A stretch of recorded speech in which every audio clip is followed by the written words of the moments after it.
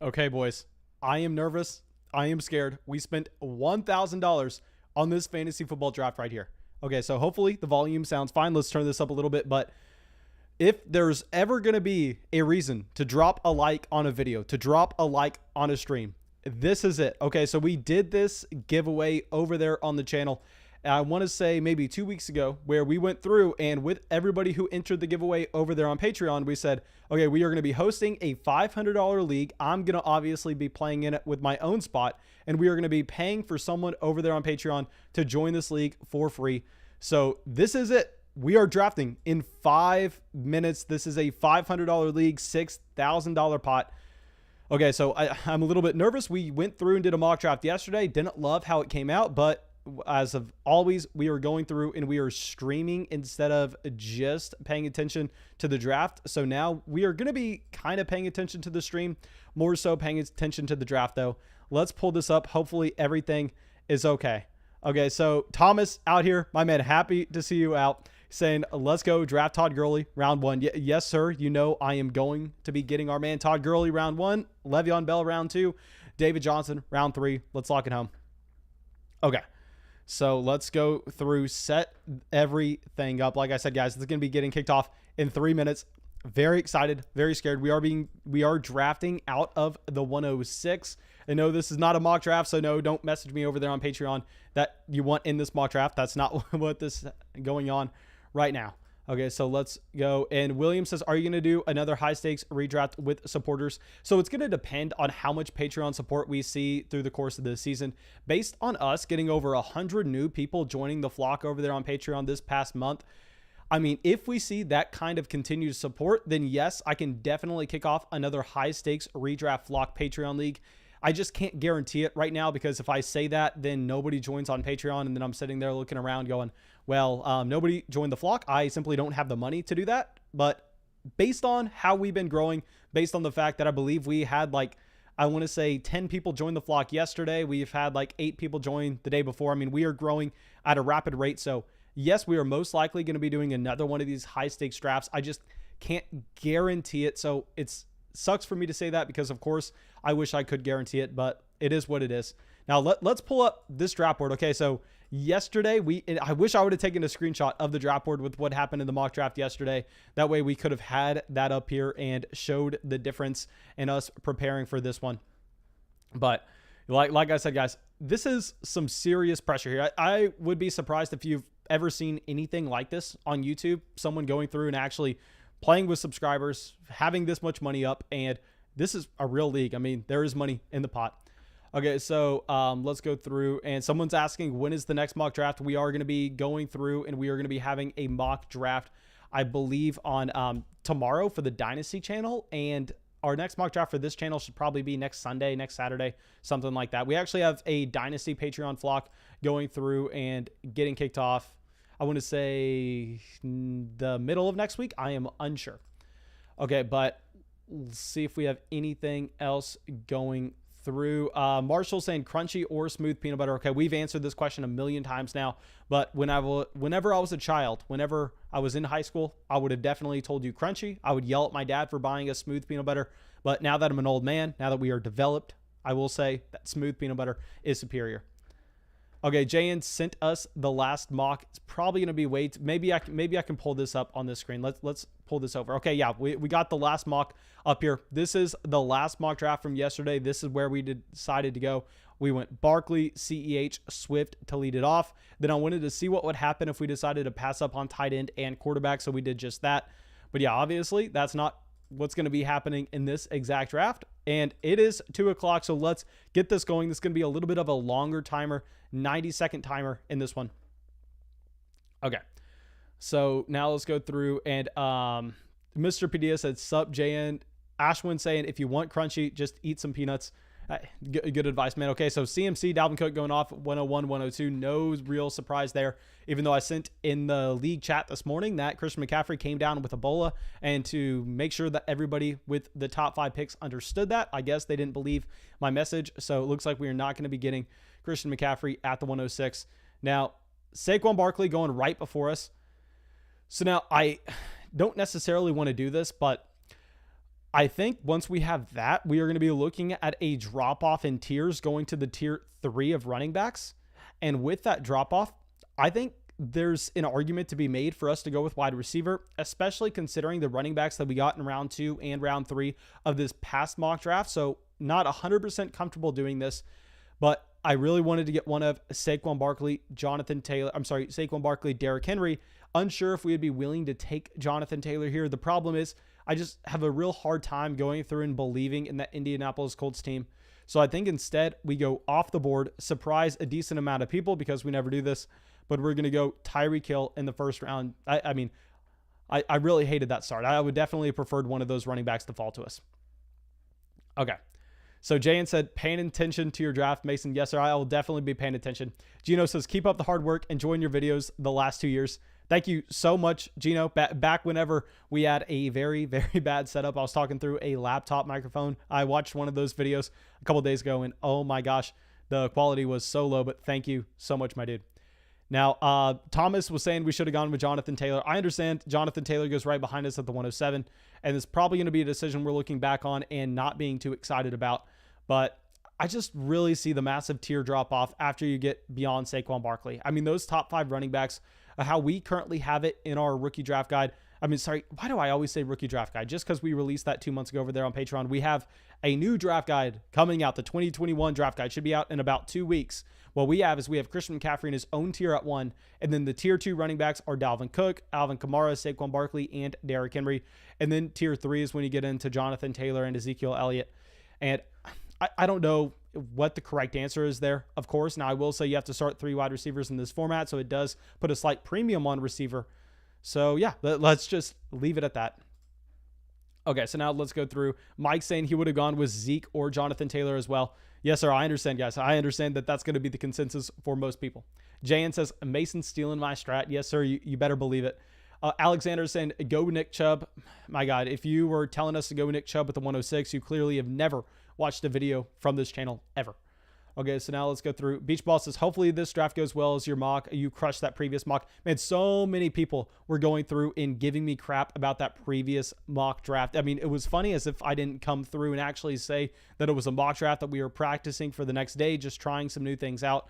But yeah, we were getting a ton of crap for that. Okay, Mr. Padilla saying he likes the Tyreek Hill pick. It's whatever. I mean, I think that you could make the argument for about 3 different guys going there. Every one of those players would be JT, Zeke, or Tyreek Hill. I think those were the clear players in consideration. Now what's interesting is with Tyreek, do we just actually, no, I need to shut my mouth. I have $1,000 on the line in this league pot right here. I need to be quiet and not just give away 100% of what I am thinking. Okay. So Jet Pop says a gut feeling, but I think Zeke will end up a running back 1 overall this season. It's definitely in the range of outcomes. I mean, I don't think that many people would be surprised if that ended up happening. Okay, so now let's go see if we have anything else.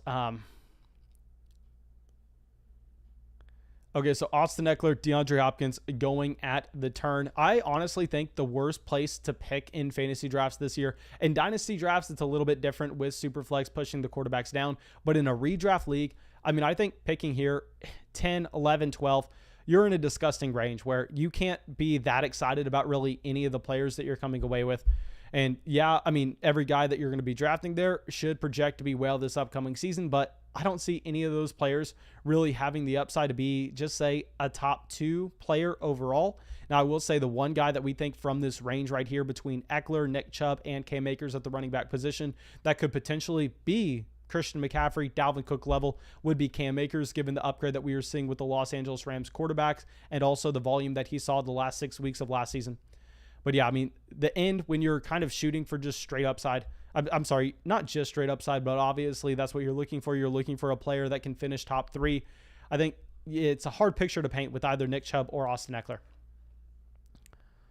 Okay, so now let's go through and see. Marvin says Antonio Gibson and David Montgomery's outlook for this season, question mark. I mean, with Antonio Gibson, you know, that's someone that we loved in rookie drafts last year. You go through, you look at the profile. He has the size and athleticism of a Jonathan Taylor, Saquon Barkley type player. Also a collegiate wide receiver, so we know he has the pass catching capability. The one question I have is the offense that he plays in, however. And I know a lot of people want to focus in that he didn't get targeted heavily his rookie season, but guys, he was a former wide receiver. Of course, that talent is going to be able to come through. So I'll say Antonio Gibson definitely has upside that you could potentially seeing finish as the top 3 running back. Now he does have downside at the same time, but we're not going to focus in on that. And then with David Montgomery is going to be losing passing down work. What is so funny, to be honest, is I've been a David Montgomery hater coming out of Iowa State since 2019 based on the fact that he really hasn't had that elite athletic profile, and I've questioned his overall ceiling. And if y'all remember, halfway through last year, everybody was just piling on David Montgomery, talking about how he's the worst starting running back in the NFL. Then Tariq Cohen gets hurt, and all of a sudden, I went from someone that was lower than consensus on David Montgomery to pumping up Montgomery, calling him a buy low candidate, given everybody was off of him. Tariq Cohen left. There was nobody to take targets in that backfield. All of a sudden, David Montgomery is getting over 4 targets a game, and he smashes in fantasy. Now, people are thinking that's going to happen this upcoming year. Guys, it's simple. Look at what we have seen with this coaching staff and how they deploy the running backs while Tariq Cohen is healthy, while Tariq Cohen is injured. They also bring in Damian Williams. There are multiple running backs to catch passes in Chicago now, so David Montgomery definitely going to be going down, in my opinion. Okay. So JN says Gibson's injury has me very worried. Let's see if he decides to take Antonio Gibson at the 204 here. Maybe he's coming out and just trying to throw some people off his scent. Okay, now let's go. Turner is asking Woods, Lamb, or Julio. Woods and Lamb are back-to-back in my rankings this upcoming year. If I pull it up right now, I have Robert Woods at 12 and CeeDee Lamb at 14. They're both in tier 4. And yeah, I mean, I think you can't go wrong with either or. I'll say if you definitely have the potential to stack a CeeDee Lamb with a Dak Prescott, that is intriguing. But yeah, it's very hard to give you a concrete answer there. Okay, so guys, please, if you have not already, this is a $1,000 league I put my own money into. It's a $500 buy-in league. I paid for someone on Patreon, them to take a spot, and I paid for my own spot. $1,000 invested in this league. I'm 22 years old. $1,000 is a lot of money. Go down there, drop that like, subscribe to the channel. There's no reason why this should not be over 100 likes already. JN says, I won't sniff Gibson before the 4th. Man, that is crazy talk. That is absolutely crazy. Marvin says, thanks, man. You carried me last year and finished 2nd in my 2nd year playing fantasy. Keep it up. Thank you so much, my man, for coming out to the live stream, hanging out in the chat. Okay, so we need to stop talking to the stream. We need to start looking at what's available on the board right now. Obviously, not looking at quarterback in the 2nd round. Now, going through at running back, you have Aaron Jones, Joe Mixon, J.K. Dobbins, DeAndre Swift, Najee Harris, Antonio Gibson, Clyde Edwards-Helaire. We cross-reference this with our rankings that we have set, because what's really hard is going through streaming, talking nonstop, reading the chat, and then also looking at the players available and automatically knowing who you prefer the upcoming season. That's why I've spent hours and hours and hours and hours and hours coming up with this ranking list that we do have. So it's going to be so much easier to actually have this pulled up on another tab so I can stream and then just go off that previous work I've already done. Now, God, I had that pipe dream of Cam Akers falling to us at the 207. I don't even know why I thought that was an option. Okay, so we are in my tier 4 running backs at this point. And at wide receiver, Hopkins, Metcalf. Okay, so maybe, oh God, this is going to be tough. It's going to be a tough decision we have right here. But Girthquake on the clock. Guys, Noah is Girthquake, and he is actually making us a badass setup for our studio when we're moving in later this month. It's going to be awesome. It's like a giant metal sign that says Flock that I'm going to be putting LED lights in. I mean, I'm telling you, this studio is going to be fantastic, and Girthquake is honestly 99% of the reason why this studio is going to be so cool.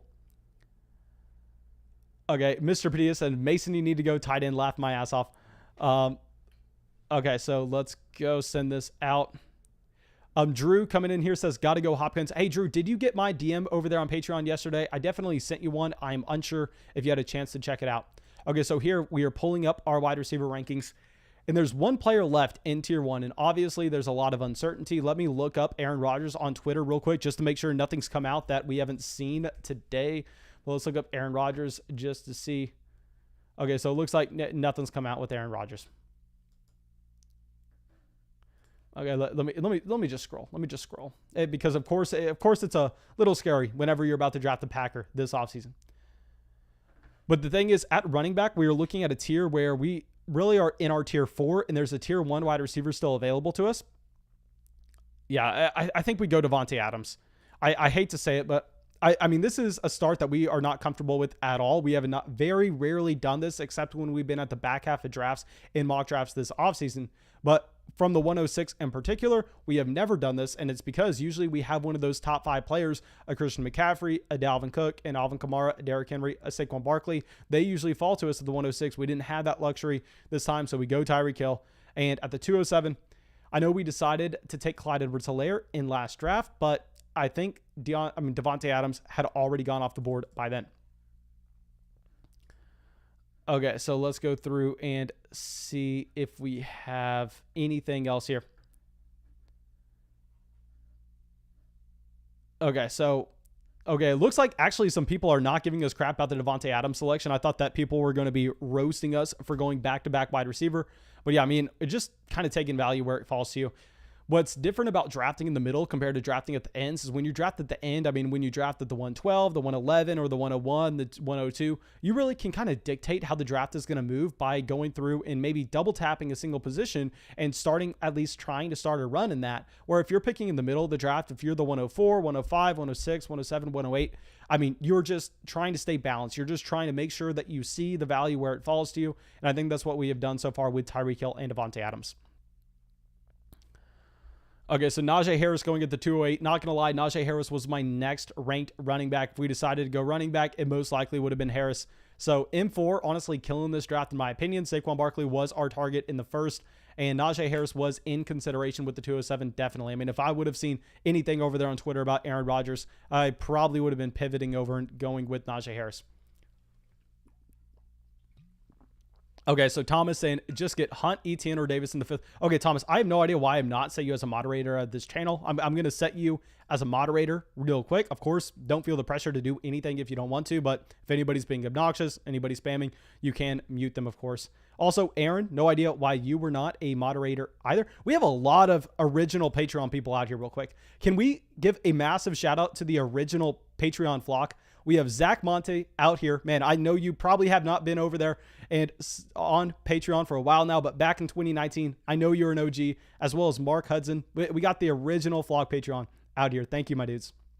Mark saying, you don't have Jefferson in tier 1, question mark. For Dynasty, obviously we do, but for redraft in particular, I actually have Justin Jefferson in tier 2, the same tier as AJ Brown, DK Metcalf, and Calvin Ridley. Okay, but I need to stop talking too much about my rankings here. We got to keep some stuff under our sleeve. We can't be giving everything away. Okay, Dylan says, do we think Joe Mixon is a 1,000-yard rusher this year? Definitely. I mean, with Joe Mixon, you have a player that should have the rushing volume in terms of his pure touches as well as his targets out of the backfield now that Giovanni Bernard is gone. I mean, I really, really, really like Joe Mixon in fantasy this year. Okay, Aaron, you are now a mod. I believe so. Yes, I just hooked you up, my dude. Okay, also, we have 125 likes in this live stream. Thank you so much, my dudes. And I will say that this is going to be a live draft for about the first 2 hours, but because we have 90-second clocks, I'd imagine that this is going to move a little slower. So after we get to 2 hours, we will go through and we are going to be switching it to a slow draft. And something that's notable in this league is because this is a high-stakes league. This is what you're going to find if you play in the FFPC, the NFC, really any high-stakes format, is I went, you know what? There's too much pressure. There's too much on the line with the $6,000 pot to actually allow trading throughout the season. So there's no trading in this league. That's why you see none of these draft picks being traded because, I mean, just think if one massive trade skews the league, all of a sudden, that's a $6,000 pot where it wasn't really a fair shot to go actually and go get it. So while all the other flock leagues we have, trading is allowed, in these redraft high stakes leagues, I mean, I think we have to be just stubborn with the fact that there's no trading in these formats. And it sucks to say. Calvin Ridley at the 212, fantastic value. Let me point that out real quick. So you're going to be in a situation where if, say, we don't get a running back that we don't like, we are going to be in a very bad spot and having to not really have any option. To be honest, we're just going to be having to grind the waiver wire, given we can't just trade for team need. Zach Montes says, proud of your progress and grind since the OG Flock Mason. My man, thank you so much for supporting the channel the entire way through. Alex saying, first ever live stream I've been to. Happy to have you out here, my man. What I need to stop doing is I need to stop reading the stream so much. We need to start paying attention here a little bit. Clyde Edwards-Helaire at the 301, Antonio Gibson at the 302. Definitely would have been looking at both of those running backs on the way back if they made it to us. Michael Thomas at the 209. He would be a player that we'd be considering at the 306. But what's nice is if we go through right now, obviously, I think that even with Tyreek Hill here, I am not going to be going Mahomes in the third. I think it's just a little bit too rich for me. Now, we have a little bit of a wide receiver run happening, and I think we'll have the luxury of either taking... Okay, this is really nice. Justin Jefferson goes... We just took DeAndre Swift in the third of the last mock draft. I am 99% sure DeAndre Swift is our highest ranked running back here, but I just want to make sure I'm not overlooking anybody. I know Dobbins is behind him. Dobbins is in the same tier, one spot behind in our redraft rankings this upcoming season. We actually have Miles Sanders, Josh Jacobs, a tier down below. So we're going to be taking DeAndre Swift here. Now, I understand, guys. Trust me. I know J.K. Dobbins is going to be playing in a much better offense. But here, this is a full point PPR format, and we have seen time and time again that Lamar Jackson's not going to be looking to dump the ball off to the running back position. So we are going to be going with DeAndre Swift here at the 306 with our first running back selection. So our team so far, Tyreek Hill, Davante Adams, and DeAndre Swift. I really like this start, to be completely honest. Okay. So now Drew says, a great pick with Adams, highest producing receiver in total points per game and points per game with touchdowns removed. Yeah, guys, Drew has actually done some very fascinating analysis for us. He sent it over to me through emails, and I've asked him, I was like, hey, let's make a podcast with this. Let's make an article with it, whatever you want to do. I want to get this out so people can see it. And it's not going to just be available for people on Patreon. It'll be available just for everybody supporting the channel because I want as many people to be able to see what Drew just did with everything that he's done so far. So Jason says, we just lost the $1,000 by taking DeAndre Swift there at the 306. I understand, guys. I know people are worried about DeAndre Swift, but he's a running back that's going to be getting targeted heavily. Nobody is going to be surprised if DeAndre Swift has 80 receptions this upcoming year. Okay, so Aaron says, who got the free spot? The free spot went to Nick Anderson, but I do not know his name on here. Let me pull this up just to make sure I am correct. I have a little notepad that I do all my work on here. So let's go through and see. Actually, it was Andy Robinson who got the free spot. And I do not know what his name is in Sleeper. So, yeah. But Zach saying Adams' pick is looking great now. Definitely prefer Adams and Swift over Najee and one of the wide receivers on the board here. Yeah, I know that people are worried about Swift, given the offense, given they bring in Jamal Williams. But you were never drafting DeAndre Swift to be a running back seeing 80, 90% of the touches out of his offense. You're drafting him to be someone that's getting usage at the goal line and usage in the receiving game. So that's why I'm perfectly fine with the DeAndre Swift in the middle of the third round. Aaron saying, I think it's Nick and Jay. No, Nick and Jay definitely pay dues for this league. I'm 100% sure. I know Glass Beaver, Dear Future Self, Nick and Jay, myself, Girthquake, JN, Darkus. I know they all, and Caleb, I know they all pay dues for this league. The only names I don't recognize on Sleeper are going to be Rugger, M4, Watson, and Vikings. So one of them are going to be the free teams. Okay, people saying they really like Girthquake's team. Looks like I wanted to say similar to JN because I expected JN to be going wide receiver here, but it looks like JN does decide to go with Miles Sanders at the 309.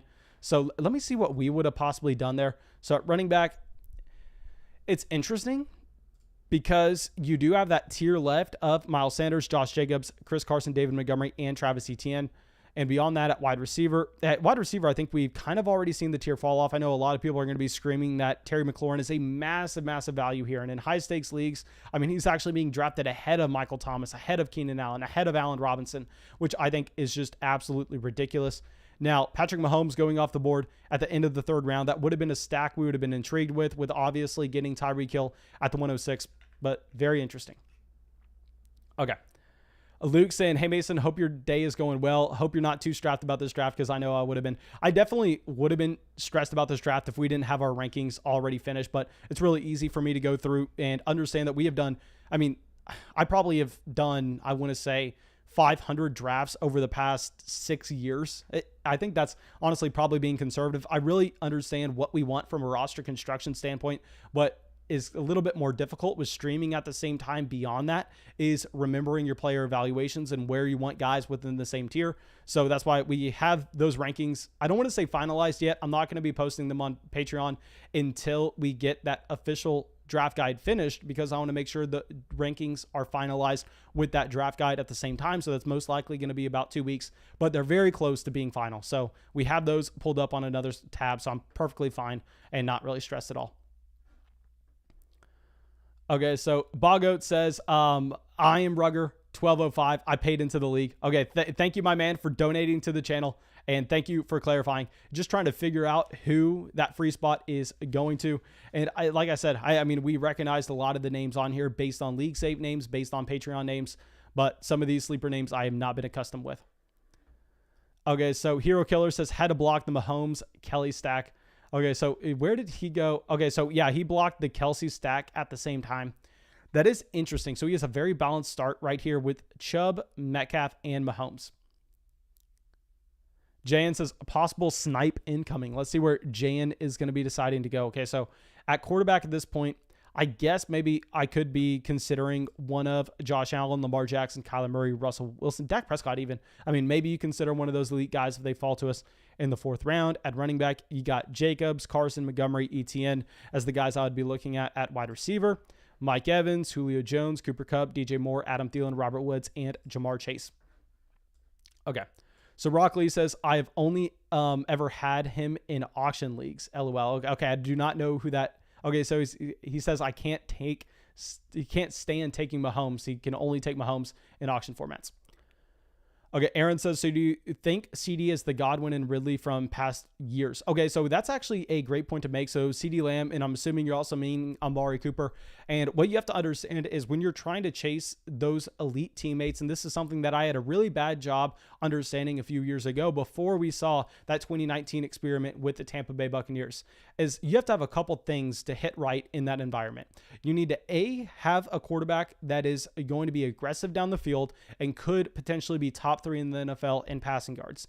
And B, probably more in particular, is you really can't have 4 wide receivers getting a considerable amount of snaps. You really need to make sure that the condensed target tree is there for only 2 to 3 of those wide receivers to even get routes run, to even get targets. And I think CeeDee Lamb and Amari Cooper, Michael Gallup actually have that potential.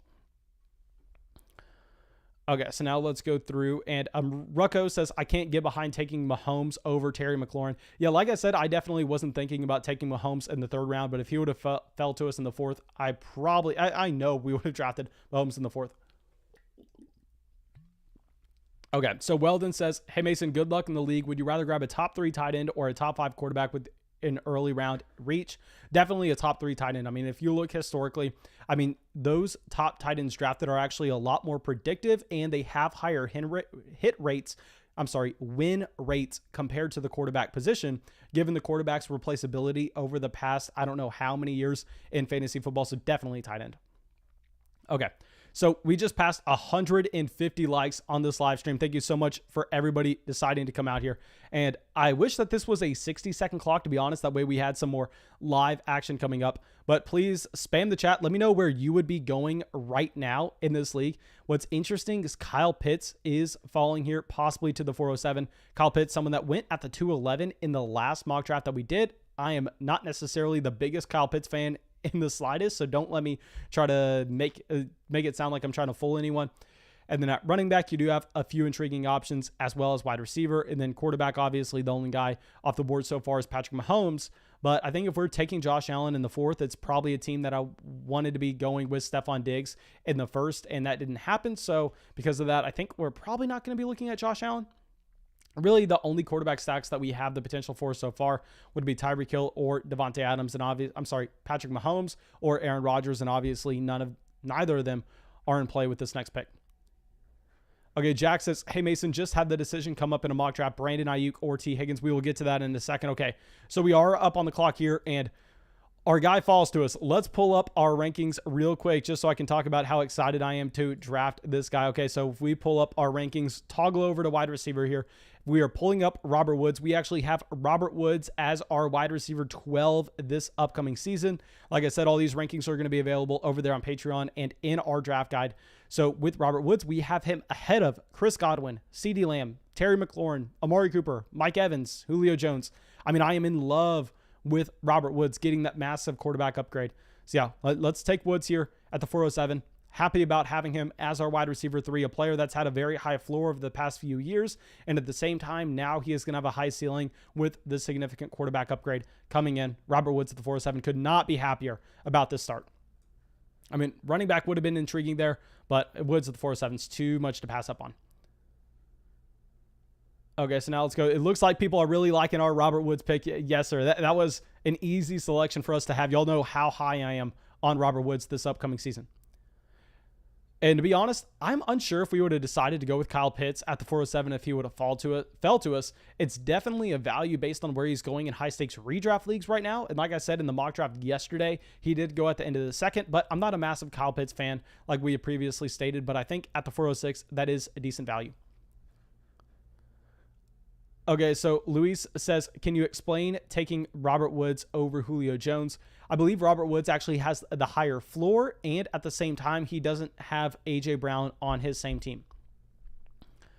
Okay, so now let's go through. And yeah, guys, I know a lot of people hyping up our wide receiver core, and to be playing devil's advocate here, of course, our wide receiver core is going to be fantastic when our only running back on the roster is DeAndre Swift. So while the team looks great at wide receiver, beyond that, it's not necessarily great anywhere else. Okay, so now let's go through. And I just want to thank everybody so much for coming out and deciding to support the channel.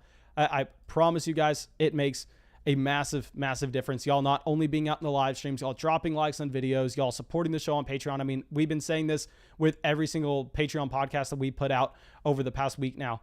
I mean, everybody supporting the show has literally made it where we are moving out of a tiny little space we have in downtown Austin to our next apartment that we are going to have. I'm going to have an entire room dedicated to being the studio that we can set up. And I'm going to have just a great space. We spent like $1,500 this morning on ordering cameras, ordering lighting, and just getting that room ready. So thank you so much for everybody supporting the show. I mean, the reason we are the flock is not because of me, obviously. It's because of everybody that supports this channel by coming through and just hanging out with me in these live streams. So regardless, if you're on Patreon, if you're just someone watching this stream right now, someone just dropping likes on videos, I owe you a massive, massive thank you because we have come so far in the past 9 months. I mean, literally, it's been unbelievable. Okay, so now it looks like we have that wide receiver run happening after our Robert Woods selection. We have Kupp, Julio, DJ Moore, and Tyler Lockett all going off the board. So now it's actually a situation where I'm happy about our start taking those 3 wide receivers because the wide receiver fall off now is going to be significant. Ja'Marr Chase is available. Ja'Marr Chase, I'm willing to say this because I know there's pretty much a 0% chance he makes it back to us at the 506. Usually goes way higher than this in drafts. And while I'm not a massive fan of Ja'Marr Chase, we can sit here and we can understand that is a little bit lower than it usually goes. If we pull up Adam Thielen, I know Adam Thielen looks like he's the top wide receiver available on Sleeper right now, but this Sleeper ADP is horrible. Please don't be using this ADP. Okay. So Tim says, this is my first year doing Dynasty. You're easily the best Dynasty show that I've found on YouTube. Keep up the good work, buddy. Thank you so much, my man, for coming out, giving Dynasty Fantasy Football a try. Dynasty Fantasy Football, easily the best way to play fantasy. And no, this is not a Dynasty draft. This is a real 2021 Fantasy Football draft. No Dynasty implications at all here. But yeah, we actually have a Dynasty Flock Patreon startup kicking off. I want to say the 7th. Maybe I could be a day or two off with that. Okay. Jack saying, do you have Higgins versus Ayuk? Can you go back to that question? Okay, yes, sir. I'd be happy to. If I pull up my rankings right now, we actually have T. Higgins at wide receiver 20 compared to Brandon Ayuk at wide receiver 22. And I understand that you do have Ja'Marr Chase going into the T. Higgins situation in Cincinnati. But we talked about this on our Dynasty channel with the video that dropped yesterday. And I found this out by doing that research for our Patreon 2021 draft guide.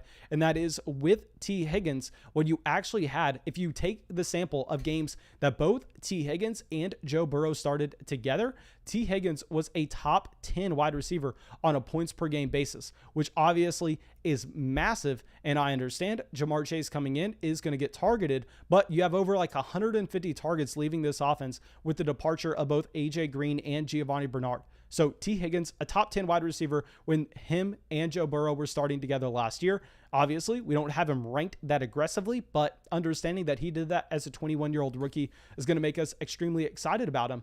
And yes, Brandon Ayuk, he was great last year as well. But George Kittle coming in, and while we love Trey Lance in fantasy, a big reason why we love Trey Lance is going to be the rushing equity, and we can't necessarily project him to be as high of a volume passer as Joe Burrow.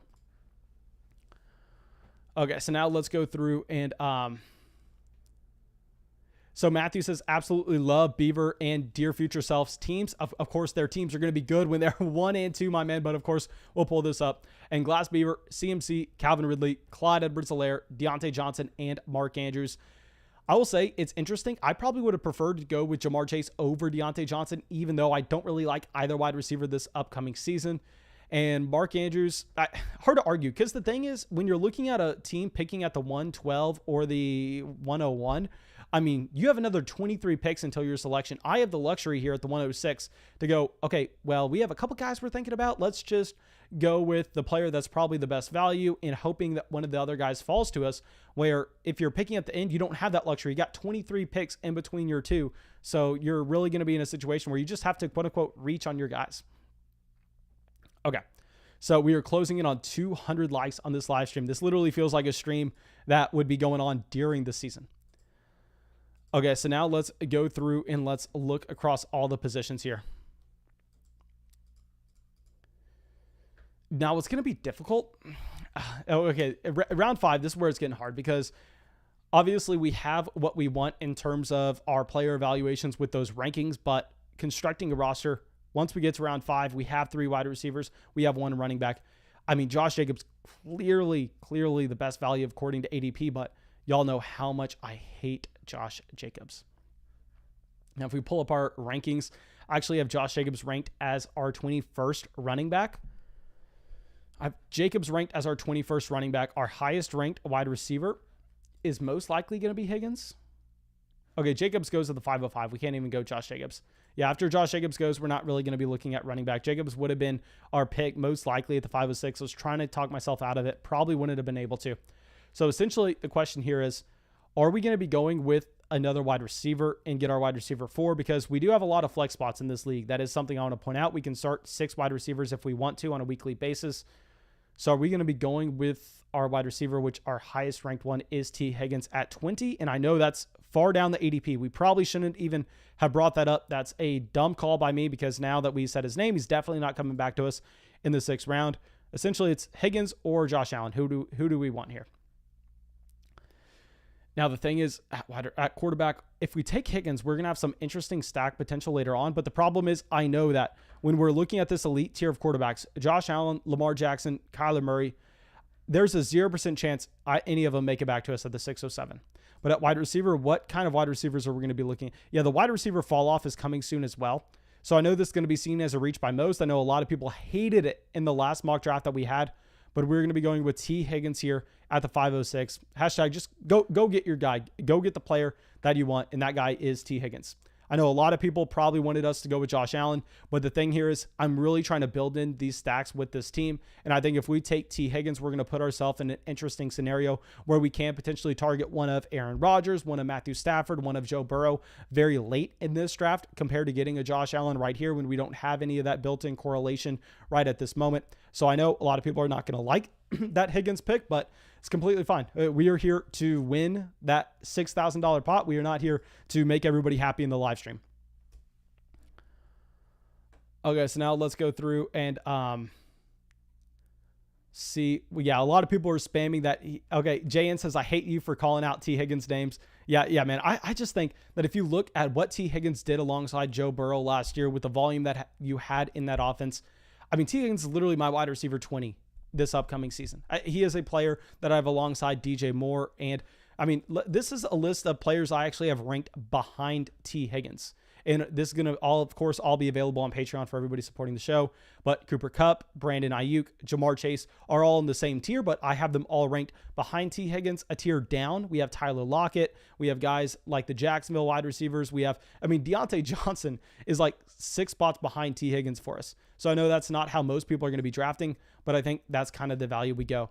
Okay, so Noah makes a very interesting situation here. He decides to go with a quarterback after not having a single wide receiver. So he has 3 running backs, a tight end, and Josh Allen. Of course, Josh Allen by far and away the best value on the board. Like we said, we understood passing up on Josh Allen. There was a 0% chance he was making it back to us at the 607. A quarterback run is definitely going to happen here.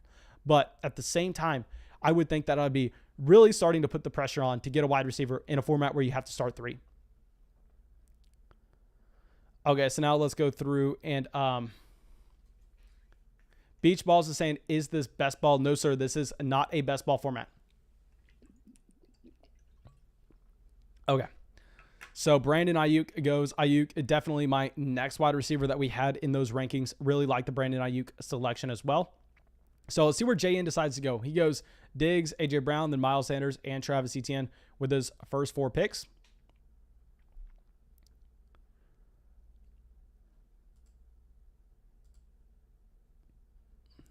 Okay, so God, Jane, you have me on the edge of my seat right here, to be completely honest. I have no idea where you're going to go because at tight end, really the best guy available is Noah Fant, and I think that he has a clear tier behind TJ Hawkinson. So you do decide to go with Kenny Golladay. And Golladay, I think this is a fair range for him, to be completely honest. I know that some people in the live stream yesterday were asking us what we thought about Daniel Jones and Kenny Golladay becoming the next Josh Allen and Stephon Diggs, which I was talking about. If you look at what we have seen from those 2 players so far, it makes literally no sense with the fit. The fact that the New York Giants are going to have a bottom 3 offensive line. Kenny Golladay has one of the highest ADOTs, only behind Mike Williams over the past 3 years. And you go, this is a deep ball wide receiver. And we know while Daniel Jones, quote unquote, graded out as the best deep ball passer last season. You look it up, he's like 28th in the NFL in completions over 20 yards. So yeah, you can grade as the best when you only attempt 1 or 2 a game. But I think that actually having the volume there matters a lot more. But Golladay at the 509, definitely a fair price if you look at the other wide receivers available. Adam Thielen, Devonta Smith, Odell Beckham Jr., DJ Chark, Courtland Sutton. Not going to argue with that pick at all. Okay, so now let's go through and see if we have anything else. Zach Monte is saying, I like Noah's approach to try to get for trying to get first in a big money league, eat the deep value at wide receiver and try to outscore everyone else at every other position. Yeah, this is definitely, I think we probably have the most skewed starts so far. Watson-Berger has a start very similar to ours. It's going to be interesting to see where Watson-Berger decides to go here. But Noah and I think have just 2 complete opposite ends of the spectrum where a lot of other people are a little bit more balanced. Now, Javonte Williams, Kareem Hunt, I would have loved either running back falling to us at the 607. It's honestly pretty sad that we do not have the option to take Javonte Williams. He fell a little bit further than this in the mock draft. I didn't say his name on purpose in the 5th round, even though he honestly may have been in consideration there as well. Okay, so now Lamar Jackson going at the 512. So it looks like Watson-Berger's rolling with us, only having 1 running back on his team as well. Now he has Austin Eckler compared to our DeAndre Swift, but still interesting nonetheless.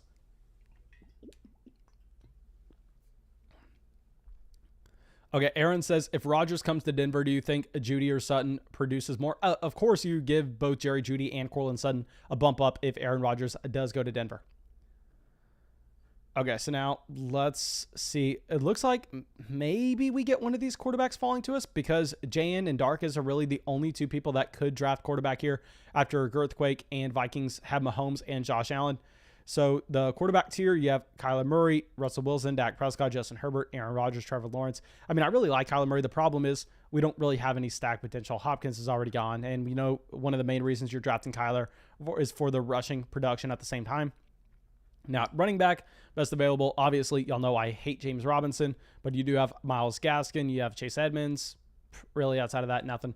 Wide receiver, Odell, Courtland Sutton, Jalen Waddle, Chase Claypool, Jerry Jeudy, Brandon Cooks, Marquise Brown, Laviska. Tight end, Noah Fant.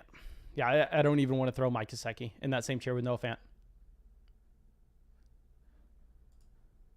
Okay, Noah says, I would have taken Higgins, Mason, if you didn't snipe him. Okay, so Noah was thinking about taking T. Higgins at the 507. So it looks like our T. Higgins pick wasn't as bad as most people in the YouTube comment section would make you want to believe.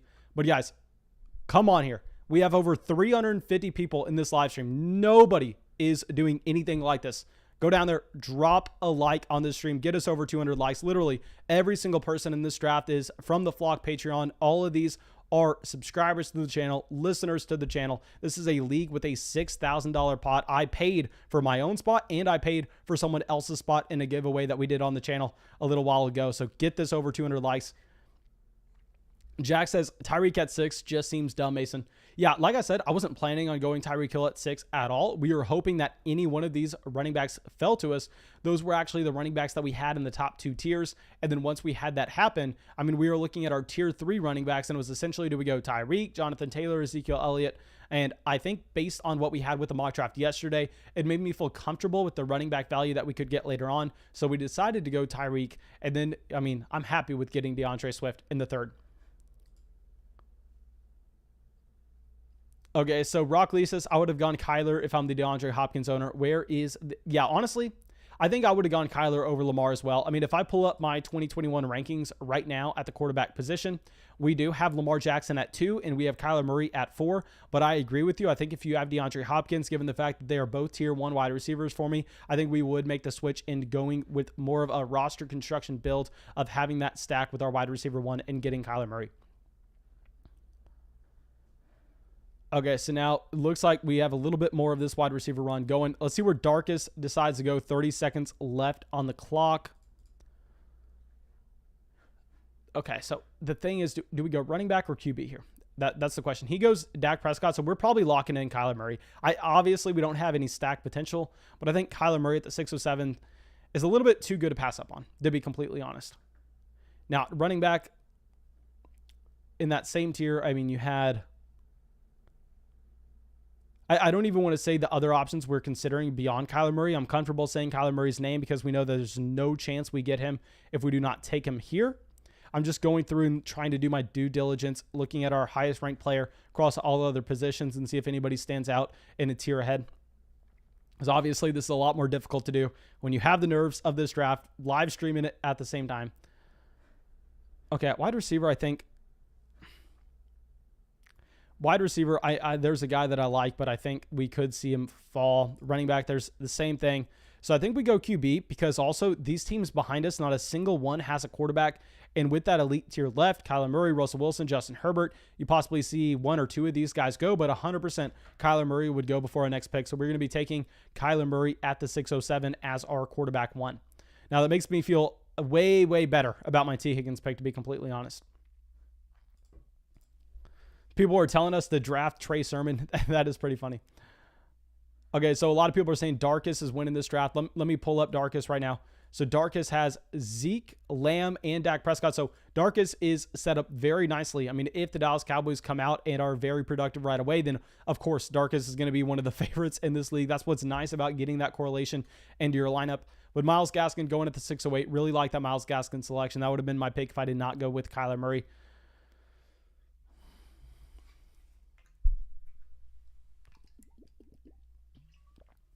Okay, let me know what y'all think of that Kyler Murray selection, though.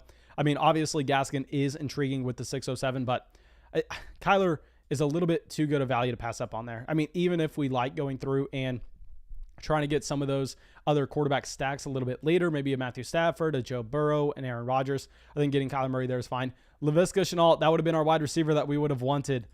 God dang, good picks here. It looks like neither running back or wide receiver that we were looking at is going to fall to us with the 706. That is disappointing.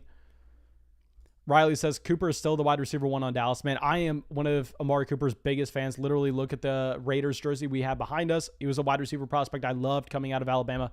I mean, I am extremely biased to go all in on Amari Cooper every single year, but CeeDee Lamb's the wide receiver 1 there. We got to be completely honest. Okay. Jack says, I think you could have gone with Kyler or Gaskin, so good pick. Braid Boy says, thoughts on Lamar. We talked about Lamar before on a video earlier this offseason with Lamar Jackson. I mean, you're obviously looking at him as a quarterback that does have the potential to be just a complete league breaker. I believe he averaged, if my memory serves correctly, I mean, I am like kind of, I don't want to say autistic with numbers like this, but I remember the weirdest numbers ever. I mean, I believe he averaged 18% more points per game than the second best quarterback in fantasy in 2019, which obviously puts you so far ahead of the field where it's honestly not even close. So Lamar Jackson does have league breaking upside, and it's not even close, to be honest. Okay. So now let's go through and see if we have anything else. Spack says, I would target Sermon, AJ Dillon if I were you. Yeah, and nothing else. Just some arguments about who the wide receiver to own in Dallas is.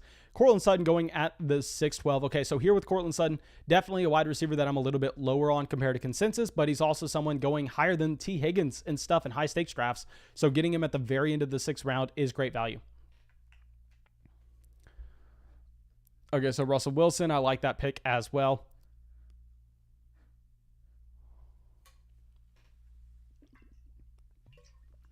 Now, Chase Edmonds at the 701. Edmonds would have been a player we were considering at the 706. Because what's the problem is, y'all know, I feel confident in saying this. I mean, he's at the top of ADP value right now, but James Robinson, I don't care if he falls to me at the 706. That's a running back I'm not drafting. I don't care what our situation's like. I don't even care if we took CeeDee Lamb in the 3rd instead of DeAndre Swift. I refuse to draft James Robinson in the 7th round. Okay, also, guys, if you have not subscribed to the channel for whatever reason, make sure you subscribe to the channel. And like I said, guys, I can't guarantee we are going to be doing another high-stakes draft like this, but we are going to be doing so many listener drafts through the course of this offseason. We're going to ramp it up a ton once we get to the actual season. So make sure you're subscribed, but most importantly, hit that bell next to the subscribe button. That way you get notified whenever we are doing something live like this, and you can make sure that you come out and you can participate. Okay, so now let's go through and Justin Herbert, Deebo Samuel, wide receiver, I don't like at all. I mean, we're fine watching Deebo Samuel go there.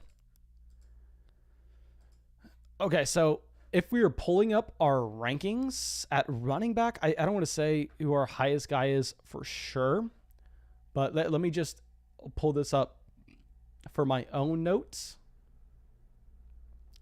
It actually is going to be James Robinson as our highest running back out of this list. Now, wide receiver. Let's go through. Yeah, there's a wide receiver that stands out to me. I don't love him. I consider myself lower than consensus on him. But with him falling to this range, I think if we did get him at the 706, we'd be fine about it. And, of course, we have that Noah Fant ripcord if we need to pull it anytime.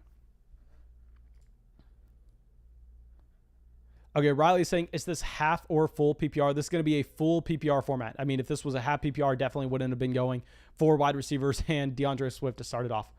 Okay, but here, the thing is, are we really going to be drafting Jerry Jeudy? Jerry Jeudy, not a wide receiver that I'm in love with, and a big thing when you draft Jerry Jeudy is you're kind of drafting the upside of Aaron Rodgers going to Denver, and we already committed to Aaron Rodgers staying in Green Bay by drafting Devontae Adams with the 207. So I don't love it from a roster construction standpoint, but given the value that I think he possesses here, and I understand a lot of people are going to be screaming at me going, Mason, get a running back, get a running back, get a running back. Please, guys, understand that this league, you start 3 wide receivers, you start 3 flexes. I can put Jerry Jeudy in my starting lineup every single week. I can start 6 wide receivers. So I think drafting wide receiver 5 in round 7, there's nothing wrong with that. I think we go Jerry Jeudy. I don't love him. I think there are other wide receivers that I really do like that I think have the potential to fall to us. Jerry Jeudy has no shot at falling, so I don't love the pick, but we're going Jerry Jeudy at the 706. Now, Jalen Waddle goes at the 707. So it looks like Girth Quake is starting to get his wide receivers, and he's going for guys with upside. He's going and getting an Odell, a Jalen Waddle. I mean, just imagine what happens if Odell Beckham Jr. goes back to what he was in New York all of a sudden, and then you have JT, Joe Mixon, J.K. Dobbins, Kyle Pitts, Josh Allen. That would be disgusting. Rock Lee saying, don't waste the pick on Jerry Jeudy. My man, I try to talk myself out of it. Trust me, I didn't want to be drafting Jerry Jeudy in the 7th round, especially on this team in particular, but I think we have to do it. Okay, so now let's go through, and Zach saying Fant or Trey Sermon here. And okay, so yeah, Zach trying to get us to take Trey Sermon. My man, I can't take Trey Sermon over Jerry Jeudy in this format. Maybe if we didn't have these flex spots, then sure.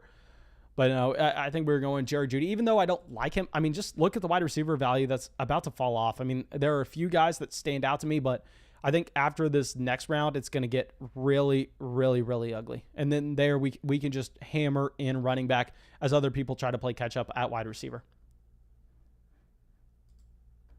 Robert says, why not a Superflex league? You know, literally every single Flock Dynasty listener league that we have is Superflex, and we have so many Flock Dynasty listener leagues. I believe the one we are starting up on July 7th is going to be our 16th Patreon Dynasty League. So, of course, we are doing way more of those than literally anybody else you can find. But the reason we're doing this as a one quarterback league is I just like the way that a redraft league plays a little bit more like one quarterback. I'd never join a one quarterback dynasty, but in redraft, I think one quarterback makes a little bit more sense. Okay, so now let's go through. And so it looks like a lot of people are trying to hype us up with just this Jerry Jeudy pick. Trust me, guys, I'm not going to like the Jeudy pick regardless. But Noah Fant does go at the 708. Great value on Noah Fant. Very little to say. I'm just planning on waiting on tight end. That's really the only reason I decided not to go with Noah Fant. And there are a lot of tight ends that we are fine getting. A Mike Gesicki, an Irv Smith, a Dallas Goedert, a Logan Thomas, a Robert Tonyan, a Hunter Henry, a Tyler Higbee, an Evan Ingram, a Jonnu Smith. I mean, there are a ton of tight ends that I'm fine grabbing where I think these wide receivers are going to fall off soon. I'm telling you, I mean, if you're just looking at how these teams are set up behind us, I mean, like a guy like Jarvis Landry is going. I think we needed to get Jerry Jeudy there at the 706. Thomas is saying, Jerry Jeudy over Curtis Samuel, ? My man, if I pull up my rankings right now, if we are looking at Curtis Samuel, let me search him. Trust me, I just made... Okay, guys, if y'all also don't know, Thomas has been editing all the videos for us. So if y'all can tell that the videos have gotten significantly better, that's 100% because of Thomas. So please, please, please go down there and thank him massively. He literally has just been helping me to no end. But yeah, man, I did send you over a Curtis Samuel video to edit for Monday. I'm going to be talking about why I really like Curtis Samuel in fantasy, but we do have him 4 spots behind Jerry Jeudy in our rankings this upcoming year, which honestly is not, I mean, that's a lot closer together than where they are going in high stakes leagues. Let me pull up some high stakes redraft ADP real quick. And just to demonstrate how much of a gap there is between Jerry Jeudy and Curtis Samuel in those leagues right now. And I am definitely a lot higher on Curtis Samuel and a lot lower on Jerry Jeudy than those drafters. But I think here the value was Jerry Jeudy. So in those leagues, Jerry Jeudy is going as the wide receiver 32 and Curtis Samuel is going as the wide receiver 40. So yeah, I think we're fine taking Jerry Jeudy there at the 706. Okay, so Jarvis Landry, Raheem Mostert, Rashad Bateman, Trey Sermon. I hate taking Raheem Mostert over Trey Sermon. Trey Sermon should be that pick 10 times out of 10. And honestly, I wouldn't even think twice about it.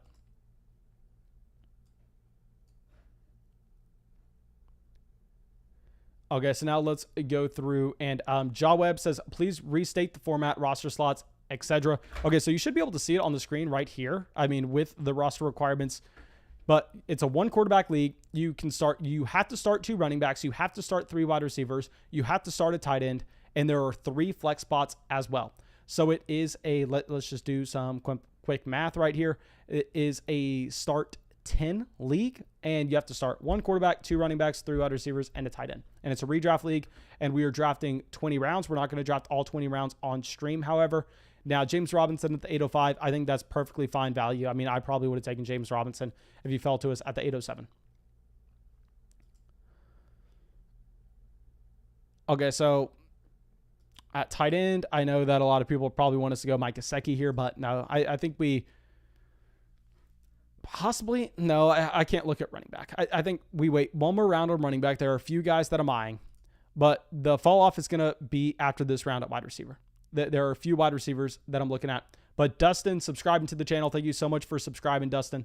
I wish I could also see who drops likes on the stream so I can give some shout outs for people dropping likes. Drew says, late to the stream, but I love the Higgins pick, especially with the possibility of starting 6 wide receivers. Thank you, my dude. Higgins was a pick that I had a hard time making just because we were going, okay, do we draft Josh Allen? Do we take T. Higgins here? I didn't think that we were going to be able to get Kyler Murray at the 607. But Curtis Samuel going at the 805, I would have loved to get Curtis Samuel at the 807. Now Elijah Moore at the 806. So there are a few wide receivers that we are looking at here. 2 in particular, I actually just made a video about one. I know they're in the same tier in my rankings, but let me just pull this up real quick because, like I said, I mean, I can sit here and I can look at them for a brief moment and do have everything going on with the live stream as well. But these rankings I made over the course of a month with me sitting down there and thinking hours and hours and hours about these. So just looking at the sheet, trusting my work from prior. So, God dang, there's a wide receiver I really wanted to draft here, but I think we go Will Fuller. There's a wide receiver that I really, really wanted. Yeah, God dang. I just wanted him so he could be on the team, but we're going to go Will Fuller, especially knowing that Will Fuller probably has no shot at making back to us, and those other players we were looking at possibly could.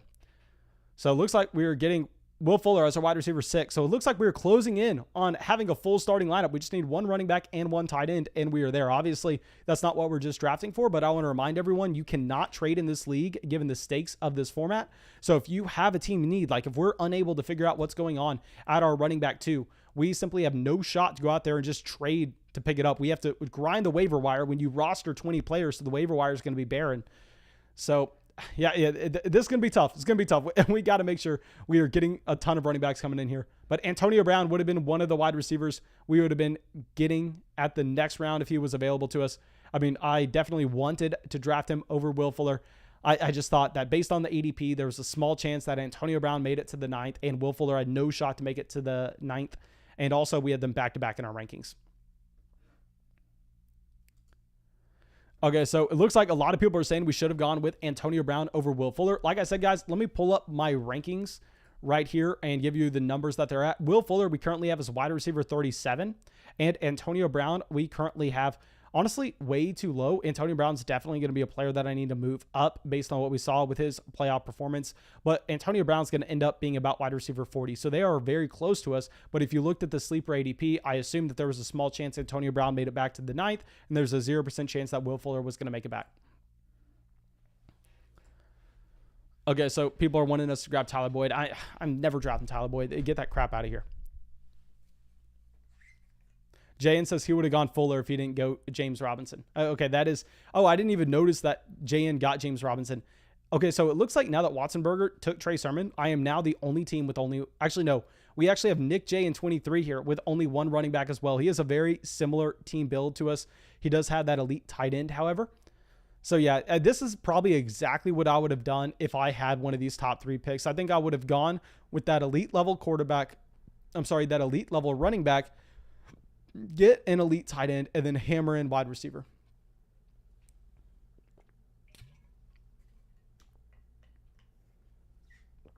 Okay. So oh my gosh. Okay, it looks like back to back to back, the 3 wide receivers that we were looking at with Will Fuller, Antonio Brown, Michael Gallup go. Like I said, I thought there was a chance that either Michael Gallup or Antonio Brown were making it to us in the 9th. Honestly, if trading was open in this league, I probably would be sending an offer right now trying to get Michael Gallup over Will Fuller, but I thought there was a chance we could be greedy and get both. I love that Michael Gallup pick. I mean, Michael Gallup in 2019, y'all know how much I love Amari Cooper. He actually averaged more targets and more receiving yards per game than Amari Cooper did that year. Okay, so now let's go. And so it looks like people are saying Nick's roster is the best. Okay, so let's check out what Nick has. Yeah, Nick, I really do like Nick's team, to be completely honest. I probably would have gone T. Higgins over Juju Smith-Schuster. But beyond that, I don't think there's a single thing that I can argue with, to be honest. Mike Williams in the 8th. Okay, so it looks like maybe the wide receiver fall off has already happened. We've been saying that it's going to happen for a while now. So it looks like we pivot over. We probably stop drafting wide receivers at this point. Ryan Tannehill goes at the 901. What other quarterbacks are available? Just to keep track, just to see if we can get someone that we think has a lot of... Actually, no, we need a running back. Let's stop fooling ourselves here. Okay, so a Braid Boy is saying thoughts on Devonta Smith and Jalen Hurts. Okay, so with Devonta Smith, I mean, obviously a wide receiver that is a polarizing prospect, given the fact that he just posted one of the best wide receiver seasons of all time at Alabama. But the problem is, obviously, his size. Now, I will say with Jalen Hurts, I love Jalen Hurts in fantasy, especially in a 1 quarterback redraft league in particular, because in Dynasty, yes, you have to be a little bit worried about his long-term job security. But with Jalen Hurts, we know given his rushing production, this is a quarterback that's going to be hyper-productive every single time he starts, which is why in those Dynasty Superflex last year, I was going through and just drafting Jalen Hurts at the beginning of the 3rd round in almost every single rookie draft. So I love Jalen Hurts, especially in a format like this. And Devonta Smith, he's so polarizing that he's either going to be a complete smash or he's just going to be someone that fades out. Cole says you might be in trouble with this draft, Mason. Why would we be in trouble, my man? I love where we are sitting currently. Mike is saying nobody can beat Darkus's team. Okay, let's see what Darkus has. I do like Darkus's team. I think it's really going to come down to that Dallas Cowboys stack. And like we have said so many times before, I mean, that's why you like getting stacks, because if you can complete that stack, if Dak Prescott does come out and leads the NFL in passing yards this year, which is entirely possible, yeah, you're right. Nobody can beat that team. That team will be so far out ahead of the rest of the field. Jaw Webb says, Mason, which team won the free buy-in? The free buy-in, we have already said this before, but did go to Andy Robinson. I do not remember what his sleeper name is, though, sadly. I can definitely figure that out, though. Okay, so now we are on the clock. Now, if we are pulling up our rankings at running back,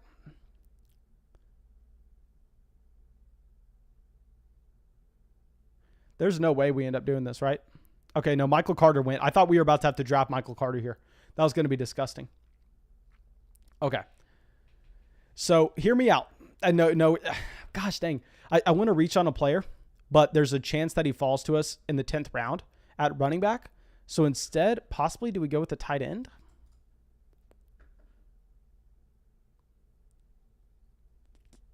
I think we're going to go with the tight end here in the 9th. Problem is, this is not a tight end premium format. 3 teams behind us already have tight ends. So JN, Viking, Watson can go tight end. And obviously, they can go running back at any time. Sorry, guys. Just give me a second. This is not an easy decision at all.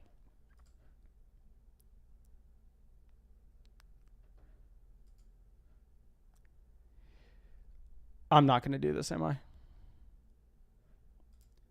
Okay. We're done at wide receiver.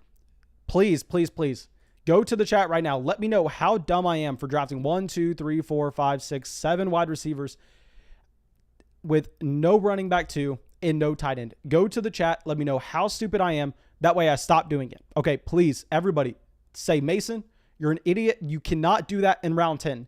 You have to draft a running back in round 10. You have to draft a tight end. I am not letting you draft another wide receiver. Please let me know in the chat. I have a problem. I need help. I need help. Okay, but we are taking Hollywood Brown as our wide receiver 7. Okay, so we have him. Now we are in a situation where it looks like wide receivers are locked and loaded into our top 3 wide receiver slots and our 3 flex spots every single week. Okay. Ooh, that was stressful. Matt says, Mason, you're a genius. Thank you, my man. Thank you. Now let's ignore wide receiver. Let's hammer in some of these running backs. Let's grab a tight end. The problem is that tight end tier was just so large. There are about 3 or 4 different running backs that I was fine getting. Moogly says, low IQ behavior, drafting so many wide receivers. Yes, sir. I believe in you. I believe that. Rock Lee says, when I said Hollywood, I was kidding, Mason. Yes, sir. I understand. Okay, but I'm honestly fine with it. I know that it looks dumb, but given this league format, I'm fine taking the 7th wide receiver. I mean, the tiers were so flat at both at tight end. There are teams that have them behind us. There's no real pressure to go in that direction. I think the wide receiver pool, I mean, if you're looking at wide receiver right now, there's nobody. There's nobody behind Hollywood. I think Hollywood is a fine selection. We're going to take Hollywood. We're going to move on, and we're going to pivot and get some value later on.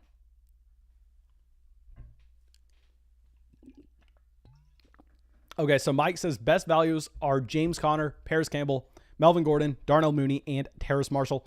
Well, it looks like we have some of those wide receivers in Darnell Mooney going off the board right now. Russell Gage at the 909. Oh my gosh, should we have gone with Russell Gage? I did not even notice Gage. Gage, someone we took in the 9th round of our last startup.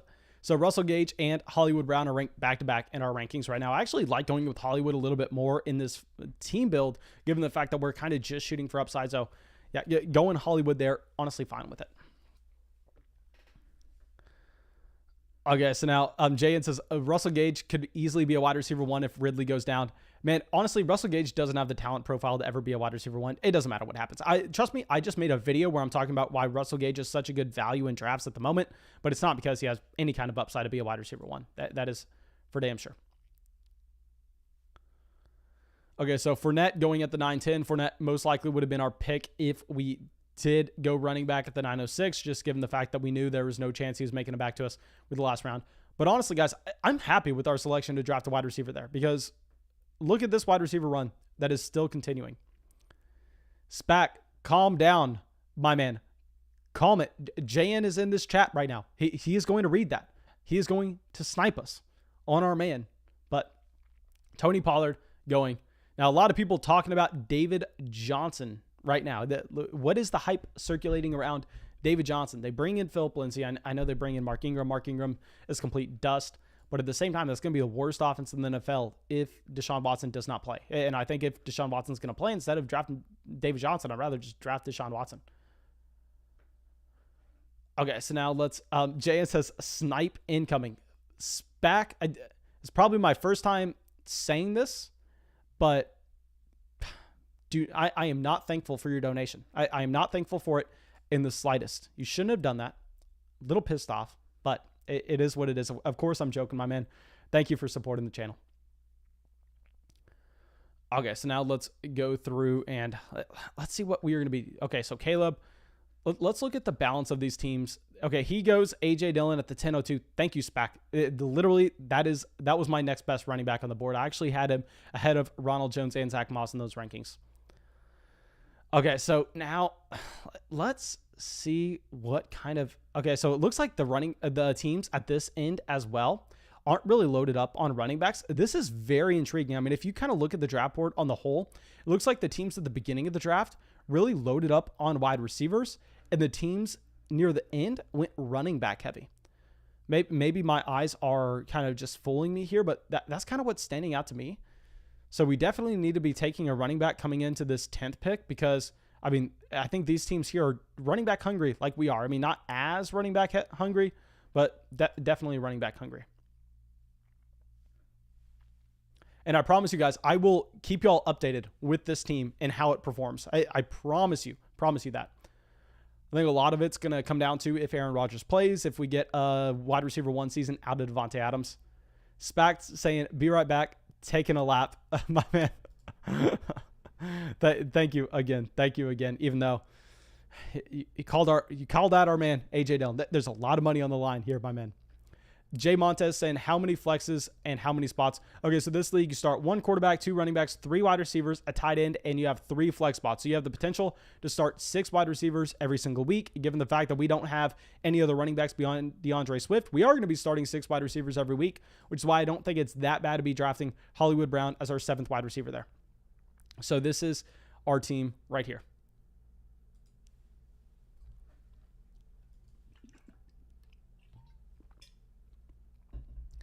Okay, so essentially what we're going to be doing is we're going to be drafting 1 of 2 running backs. Let's just see where he ends up falling.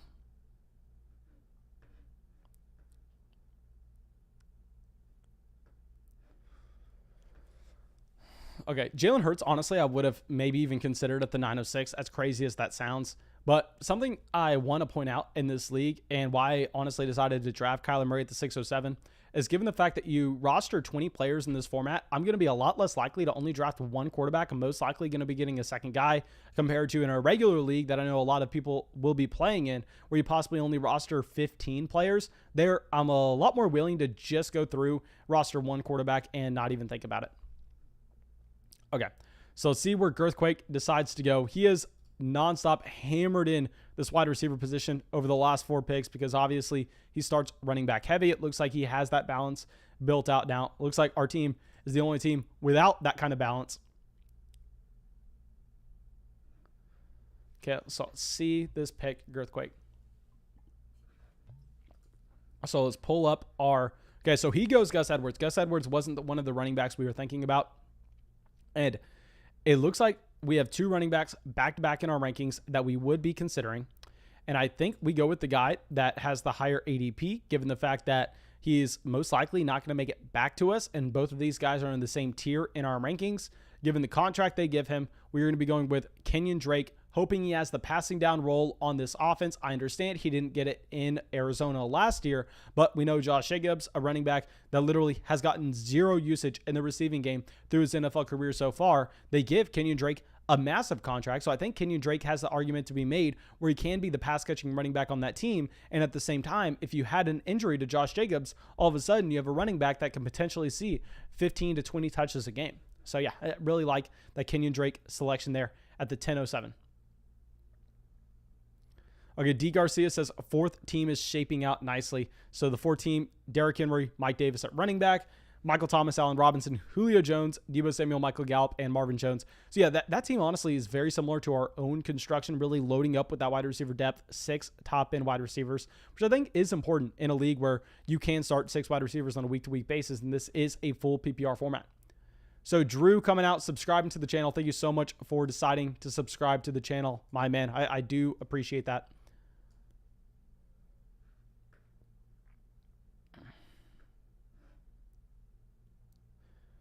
Okay, so it looks like Jayan is screaming it's Todd Gurley time after he takes Melvin Gordon in the 10th round. Okay, so honestly, this is a 20-round draft, so I wouldn't be surprised if you actually do have Todd Gurley ending up getting drafted. But James Conner was the other running back that we were considering with the 10:07. Really like the fact with James Conner, you're looking at another running back situation where possibly he's startable even with Chase Edmonds healthy, where you can make the argument that maybe James Conner has the usage at the goal line. And obviously, if Chase Edmonds did go down, all of a sudden you would be looking at James Conner as a running back with elite level upside. But okay, so it looks like we have this running back run going right here, just like we predicted. That's why we needed to be drafting a running back at the 10:07. Now, going back to the 11:06, I don't think we have to prioritize running back that much just because the teams behind us are loaded up on the position to the point where I think it would probably be not the best strategy to continue to draft running backs, but of course, it's going to depend on what actually falls to us. Jayan says, what do you think of my picks so far? Let's go round by round. Stephon Diggs, I would have done the same thing. A.J. Brown, possibly would have gone Jones or Joe Mixon, but I understand wanting to get that wide receiver in this format. I definitely would have Devontae Adams over A.J. Brown in redraft leagues, though. Third round, Miles Sanders over.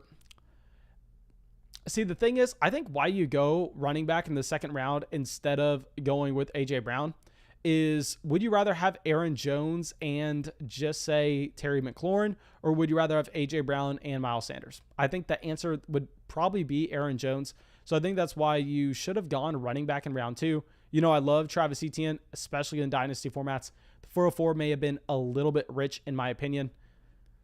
Kenny Golladay, 509, completely fine with it. Chase Claypool, 604, that was the value on the board. Jarvis Landry, fine with it. James Robinson, that was the value on the board. Russell Gage, value on the board. Melvin Gordon, value on the board. So yeah, really the only standout thing for me is I wouldn't have gone with A.J. Brown in round 2. I probably would have gone with one of these running backs, and then I would have followed it back up with a wide receiver in round 3. Okay, so Damian Harris does go at the 10:02. I'm sorry, 10:12. And I know a lot of people think that's great value for Damian Harris. I probably would have taken him over Nyheim Hines, but the problem is we just haven't seen him get any usage in the receiving game at all through his early years in New England.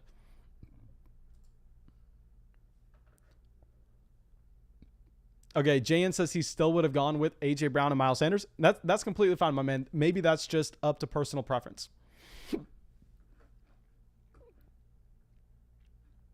Okay, so possibly one of the reasons you're seeing this run on running backs is wide receiver is really empty at this point, where I honestly was thinking there was maybe a small chance we were going to go wide receiver at the 11:06, as crazy as that sounds. But there's nobody I'm too excited about, to be completely honest. So it looks like we're going to be locking up Todd Gurley. Let's star him. Let's add him to the queue. Just kidding. Obviously, we're not drafting Todd Gurley. That would be atrocious. Okay, so now let's T.Y. Hilton at the 11:01. Yeah, PTR says it's a start 3 wide receiver and a start 3 flex league. Yes, sir. Start 3 wide receivers and 3 flexes. That is correct. let me see if y'all can see this entire board. Okay, I will hide this little video real quick so everybody can see the entire draft board with how it's gone so far. So Chuba Hubbard going at the 1102, those elite level handcuff running backs. If anything happened to Christian McCaffrey, you can make the argument for Chuba Hubbard to possibly be a top 10 running back in fantasy. He's kind of in that same mold of a Tony Pollard. Okay, so we'll put that back on. Let's go through. Kevin says Jamal Williams handcuff Swift. Obviously, I'm not handcuffing my own running backs. Not playing scared here. It also, the Swift concussion thing is way overblown. I mean, there have been so many players with more concussions than DeAndre Swift in the NFL so far.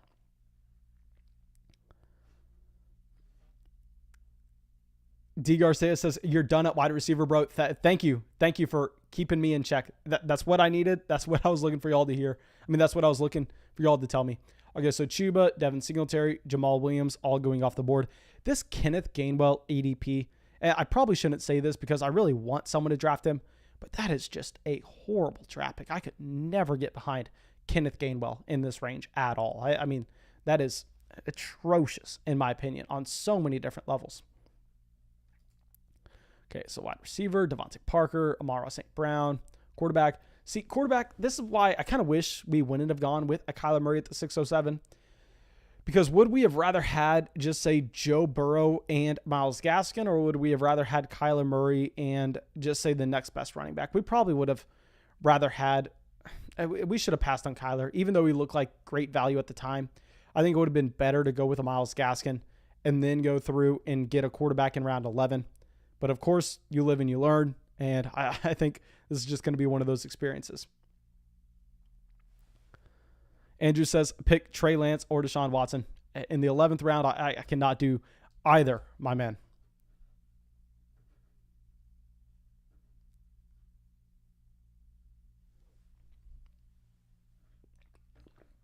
Okay.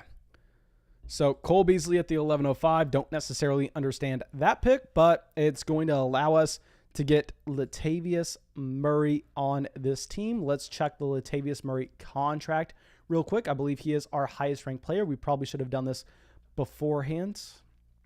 Okay. So in tier 11, tier 12. Yeah, Latavius Murray is our highest ranked player. Let's get Latavius here. Actually, let me just pull up this contract just to make sure we're not missing anything, because with these older running backs, I always want to make sure that we are looking at the contract.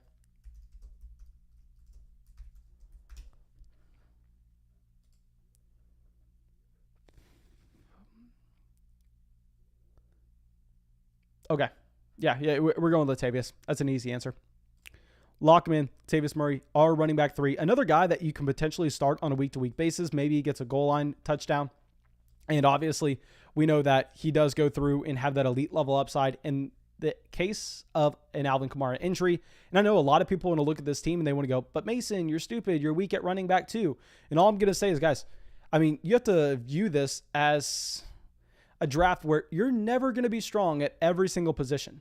So what you want to do is you want to be stronger than your competition at the majority of your starting lineup spots on a week-to-week basis. And you want to have it in your range of outcomes to be stronger than all of them at every one. And I think that's exactly what we have here.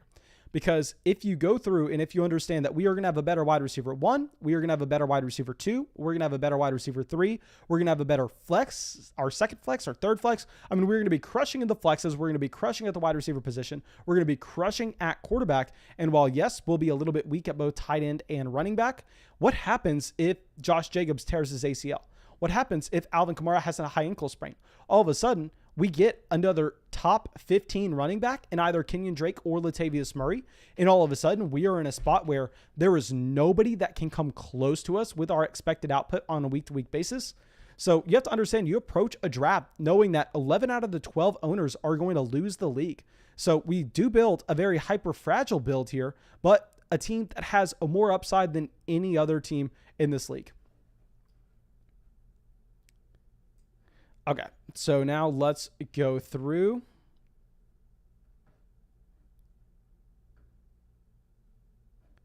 and see if we have Badger Milk saying 20-round draft, Tebow has to go, right? Question mark. Man, I would be very surprised if Tim Tebow goes in this draft. And another thing that we did is we decided to pass up on tight end, given the fact that every team besides JN behind us actually had already drafted a tight end. So I think the chances of Latavius Murray making it back to us were actually smaller than what we had with some of the tight ends we would have our eyes on, like Mike Gesicki, like Gronk, Irv Smith, Logan Thomas, Robert Tonyan. I mean, there are a lot of tight ends. That's why in the mock draft yesterday, I literally didn't draft a single tight end. Jeff Pop says, what if Swift gets concussed? What if Christian McCaffrey gets concussed? What if Dalvin Cook gets concussed? If you really know about concussions, you know that it's not any more likely for a single player to actually suffer a concussion. What you have to worry about is when concussions start stacking up is actually the longevity of the injury with what you have with how long a player is going to be out. So DeAndre Swift, not at a significantly higher risk to get concussions than any of the other running backs at the top of the draft. Don't be drafting going, what if player X gets injured? If my third round pick gets injured, well, we're probably in a very bad situation regardless of who we drafted in the third round.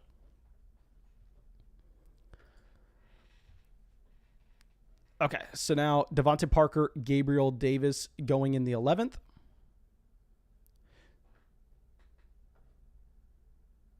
Okay, Jet Pop says, then you'll be a bottom feeder like I was last year drafting Barkley. Yeah, that's the expectation. I mean, you go through, you build a team going 11 out of the 12 people are going to lose this league. Well, I don't care if I'm the worst team in the league. I don't care if I'm 12th compared to 6th. Being the first team to miss the playoffs versus at the very bottom of the standings is the exact same thing with the amount of money I'm getting paid at the end. What I want is I want to make sure the chance that I have to be the number one team overall is the highest possible. And that's what we have with this build. So please understand, we don't draft scared. We don't draft for floor. We draft for ceiling. Okay, so now let's go through and Trevor Lawrence going at the 11:09. So it looks like running backs are slowing down just slightly. Jayan taking his first quarterback with Trevor Lawrence. I believe that's the same thing we did in the mock draft yesterday. It looks like he does go out and he gets that stack with Travis Etienne at the same time. Okay, so now there are just so many quarterbacks available. Honestly, I could even talk myself into taking a second quarterback in the 12th round, to be completely honest. Now, wide receiver, it's this. I don't even know if I could draft a wide receiver if I wanted to here. I mean, who would we draft? Bryan Edwards? If we go through, you got Bryan Edwards, Jalen Reagor. Y'all know how much I've always hated Jalen Reagor. Darrell Henderson going. I would have loved to have Darrell Henderson on this team. It looks like there are really no running backs left that are intriguing anymore, which, of course, sucks for us, but that's how it be. That's how it be. Gosh, that Darrell Henderson pick pissed me off. That is such a good pick to take him as your running back 1, 2, 3, 4, 5th running back.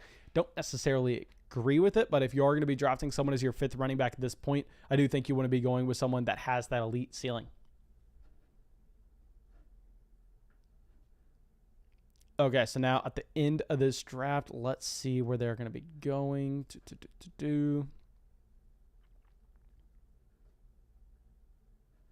Liam says, I like Josh Reynolds, late as hell. Great if A.J. Brown or if Julio Jones misses time. Yeah, man, that's a great call. Obviously, Josh Reynolds, someone signing that 1-year deal coming out of L.A. I will say he was never hyper-productive even when he got the opportunity in L.A., but Ryan Tannehill should be the best quarterback he's played with in his entire career so far.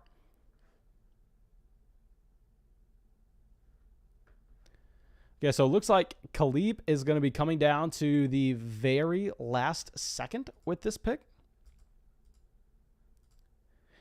He decides to go Adam Troutman, so it looks like he is shooting for some upside at tight end. That is very interesting. I mean, he did have Travis Kelce in the first, so possibly we see some of these backup tight ends start to go. Okay, so let's see where Watsonberger decides to make a move. So running back. Yeah, running back is just gross at this point. Should we? I think we probably should have gone A.J. Dillon over. We should have gone A.J. Dillon over Hollywood Brown. I'll take the L on that one. That's my bad. We knew it was the bad call when we were doing it. Alexander Madison, the last running back that we had in that tier, goes off the board now. Now you're looking at a list of guys that are extremely, extremely gross. God dang. It looks like we're probably going to be ending this live stream going, crying in the corner just slightly, sending up a prayer, hoping these wide receivers can do anything for us. Logan Thomas at the 1201. So we do have some of these backup tight ends starting to go.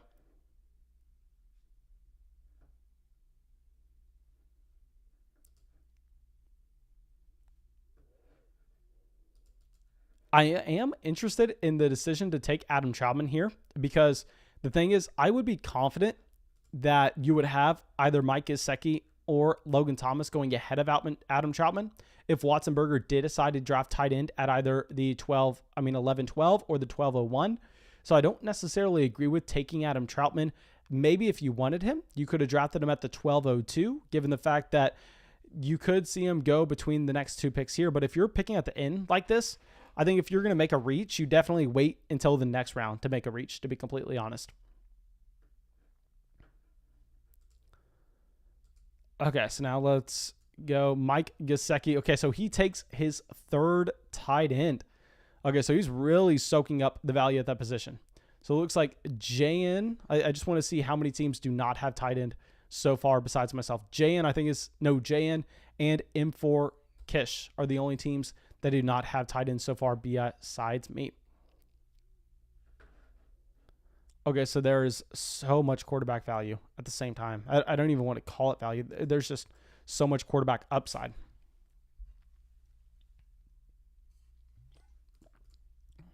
Now, running back, Todd Gurley, Kenneth Gainwell, J.D. McKissic, Tariq Cohen, Philip Lindsay, Le'Veon, Sony, Mark Ingram, Tevin Coleman, Javion Hawkins, Rashad Penny, Marlon Mack, Salvin Ahmad, James White, Elijah Mitchell, Darrell Williams, Giovanni Bernard, Ramondre Stevenson, Darrington Evans, Malcolm Brown, Joshua Kelly.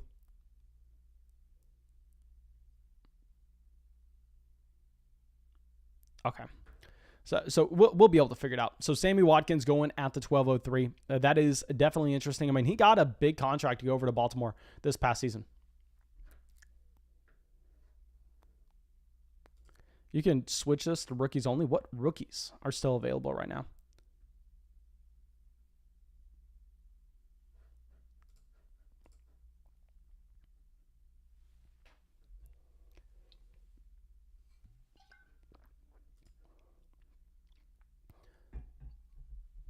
Okay, guys, please let me know what your favorite team is so far. I really wish we could switch this to a 60-second timer so we could possibly get through with this in the next 30 minutes. But obviously, I can't just spring that on them right away. But Irv Smith going at the 1204. So it looks like, honestly, there are no tight ends left that we would be considering at this next pick. So I was going to be taking one of Logan Thomas, Mike Gesicki, or Irv Smith if they fell to us at the 1207. But it looks like we are not going to be doing that now. So yeah, it looks like we're making a pivot. Maybe QB. We will see. Talon said Tariq Cohen can get some points every week just from catches. Not great, but okay. So don't even have the option. Tariq Cohen going at the 1205. Billy Kinball says, is this redraft? Yes, sir. This is a redraft one quarterback league where you start one quarterback, two running backs, three wide receivers, three flexes, and a tight end. Nelson Aguilar going right for us. So now I think we have to go running back. That's the thing. We have to go running back. We're going to go down the draft board because we have no other choice. Let's pull up our rankings right now. I really hate anybody at the top of that draft board.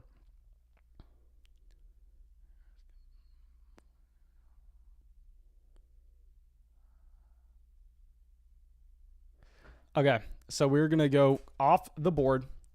We're going to be drafting Ramondre Stevenson in the 12th round. Going, hey, this is a player that was drafted in the 4th round by the New England Patriots this season. They clearly have not showed that they want to use Damian Harris in a 3-down role, so might as well take Stevenson in the 12th, try to get that running back depth on this team, hopefully get some upside if he can capture usage on either passing downs or maybe he just completely takes the job away from Damian Harris And I know a lot of people are going to go, "Oh, that's blasphemy. Have you not seen the whatever it's called, the Pro Football Focus grades on Damian Harris?" Well, yes, guys, but have you seen what the New England Patriots have done to show their confidence in him? And that's nothing. Okay, so I know a lot of people are not going to like that that pick, but it's whatever. I'm not taking Kenneth Gainwell. That is for sure. That is 100% for sure. And honestly, I thought we were going to be able to get Chuba Hubbard down here in the 12th. Chuba Hubbard is someone that I have ranked one pick ahead of Stevenson, but clearly we don't have that option with him going in the 11th round. So got to make that pivot. Got to do what you got to do. God, let's just look at this room. Honestly, I'm not as worried now that we go through and think about it, because Kenyon Drake is someone that I can start on a week-to-week basis. So the problem is just staying healthy, staying active on the waiver wire, trying to find this year's James Robinson, trying to find this year's Myles Gaskin. And if we can pull that off, this team has all the upside in the world.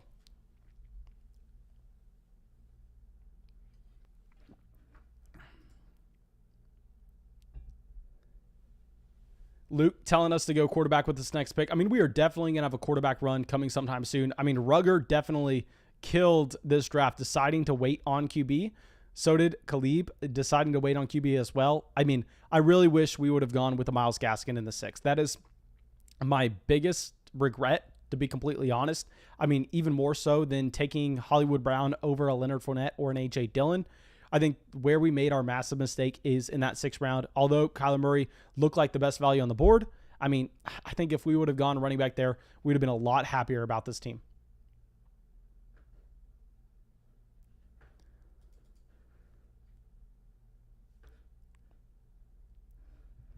Okay, so let's go at quarterback. Best available, Aaron Rodgers, Joe Burrow. I mean, what's really nice is we have potential to stack at QB, given the fact that we do have T. Higgins for Joe Burrow. We have Devontae Adams for Aaron Rodgers. So you can build in those stacks. We also have that upside that you can target with either Trey Lance or Justin Fields. But it's mainly going to be down to what these teams at the end do. Because obviously we need running back. We can't really look at wide receiver. And these teams here, 3 running backs, 4 running backs, 4 running backs, 3 quarterbacks. 3 quarterbacks among the 3 teams. So they each have 1 quarterback. So you can really see them deciding to go anywhere. They all have wide receiver depth themselves. It looks like each team has at least 5 wide receivers. Devin says, any guesses on who that James Robinson or Myles Gaskin will be this year? Man, hopefully it makes it clear during the NFL preseason, and hopefully we can go out there and try to target them. There are some intriguing running back backfields that aren't necessarily set in stone. That's why we just drafted Stevenson in New England, hoping that's one of them. But Matt Ryan at the 12-12, I really, really, really do not like that pick. I mean, Matt Ryan, do you have a stack? I mean, you have the Calvin Ridley stack. But still, I mean, Matt Ryan, I'm viewing Matt Ryan almost as a streaming option this upcoming season. I think even without a stack, I would have definitely preferred to have a Joe Burrow. But that's interesting. That is very, very interesting. Billiken Baller, Noah says, let's go, Girth. Okay, happy to have you in the chat, my man. Rounding out that wide receiver position with your 6th player. Okay, so we have Philip Lindsay, Van Jefferson going off the board. Now let's get a running back. Please, please, please, please give us our guy. M4 K-ish also has not had a tight end. We are the 2 teams that have yet to draft a tight end in this draft. It looks like there are more teams with 2 tight ends than there are with teams with no tight ends, which is intriguing.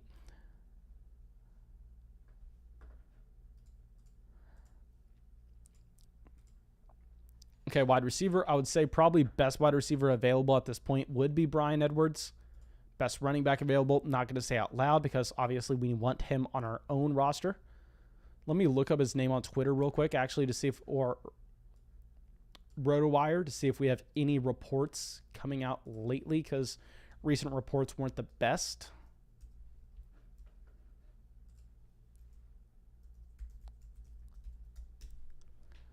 Okay, so let's look this up.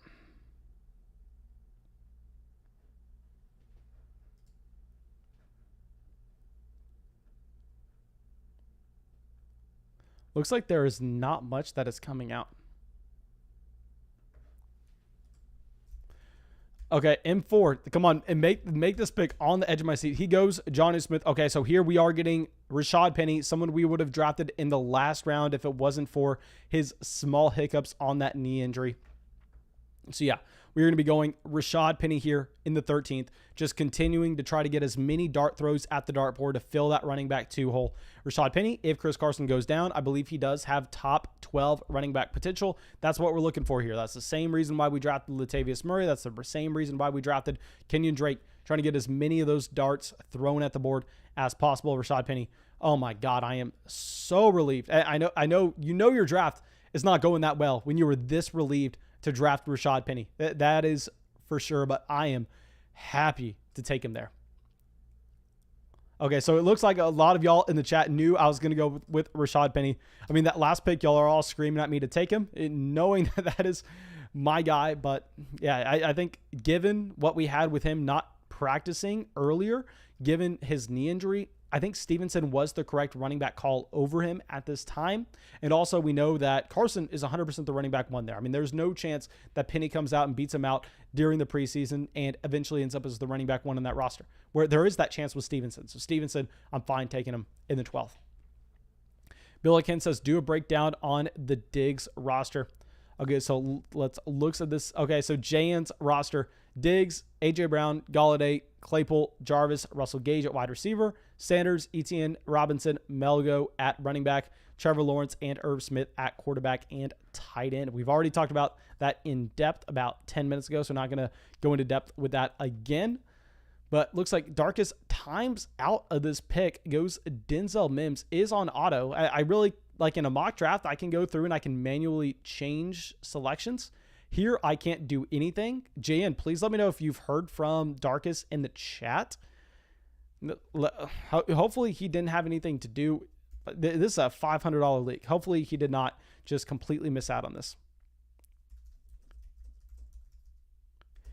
Man, Malcolm Brown going off by JN. Man, that would have been my pick in the 14th round. Nice pick. Rodgers, Burrow going here. That is no surprise. I mean, those are great quarterback investments to be making. Okay, so it looks like Darkest is back. Yeah, I know a lot of people probably wanted us to go with Rodgers or Joe Burrow, but the problem is we simply need to be taking as many running backs as we can here. And it's boring. I know it's not a strategy I really want to be talking about, but we just have to be.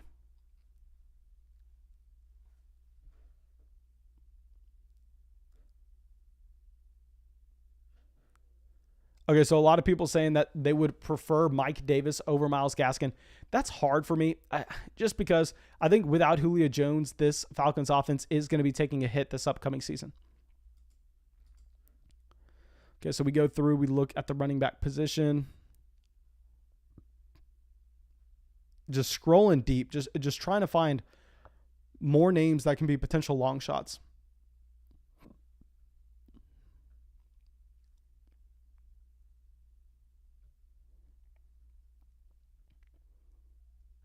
Okay, so actually, okay.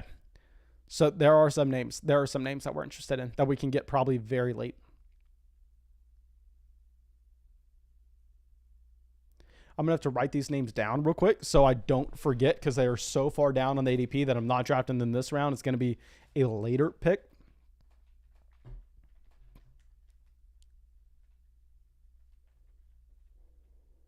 Okay, let me scroll this down. Sorry, guys. Sorry that y'all can't see the board.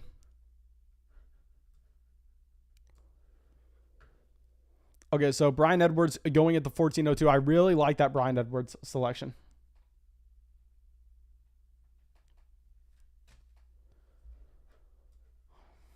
Zach Montes says, it feels like there'll be more realistic threats on the Dolphins to take the workload away from Gaskin, in my opinion. I like Dokes a lot, and Brown is a solid player. Yeah, Malcolm Brown, honestly, is a real concern for Myles Gaskin. I mean, if Malcolm Brown was taking touches away from Darrell Henderson and Cam Akers last year, and they go out there and they give him that contract, obviously you got to be concerned about him taking away touches from Myles Gaskin. Okay, so Darkest says Mims was queued, so that's not a true auto pick, so that is nice to see. Okay, so Zach Ertz going at the 1403.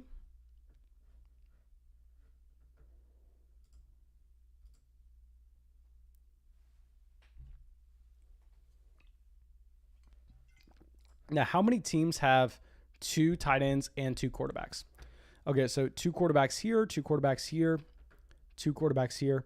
Okay, so 3 teams with 2 quarterbacks. And how many teams with 2 tight ends? A team with 3 tight ends. So just say 1, 2, 3, 4. 4 teams with at least 2 tight ends. And I believe we said 3 teams with 2 quarterbacks. So that should start slowing that up now. JN takes Devin Duvernay in a respectable range. Finally, Trey Lance, our guy, goes off the board at the 1405. That pisses me off. I would have loved, God dang. I would have really wanted Trey Lance at the 1407. That is a good pick. Who is available currently at QB? That is a really nice pick there with Trey Lance.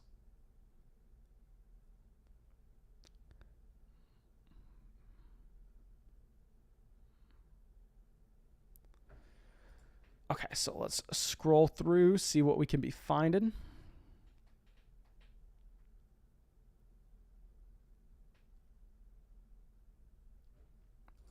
I think we maybe we go tight end here. I know we've been pushing tight end off so long now, but there are so many tight ends that I am fine with. And in this format, tight end is going to make such a small percentage of my starting lineup output every single week. I mean, the difference between having the tight end 8 and the tight end 80 is literally almost negligible. So I think we're fine. I think we continue to try to address running back, possibly take a fifth guy straight here. Yeah, that was a really nice Lance pick, guys. I love that Lance pick. Luke telling us to go with either Justin Fields or Deshaun Watson. Trust me, man, if I had a more balanced approach and if we had the luxury of going through and being fine at the running back position, I probably would be going with one of those high upside quarterbacks. Those are definitely the quarterbacks that I think have the highest upside on the board. Justin Fields goes at the 1406. But I think at tight end, do we go with the tight end here? How many roster spots do we have left? Okay, so we're going to have to allocate one of these to QB. Just say 3 of them to tight end. So that's 1, 2, 3, 4. And then we have 3 spots for running back / wide receiver. We have 7 wide receivers. We can start to look at taking another wide receiver once we get to this range. Okay. I think that would be a little later on, though, because the tier is so flat. There are a few guys that I'm looking at, but they are late. Okay, so running back.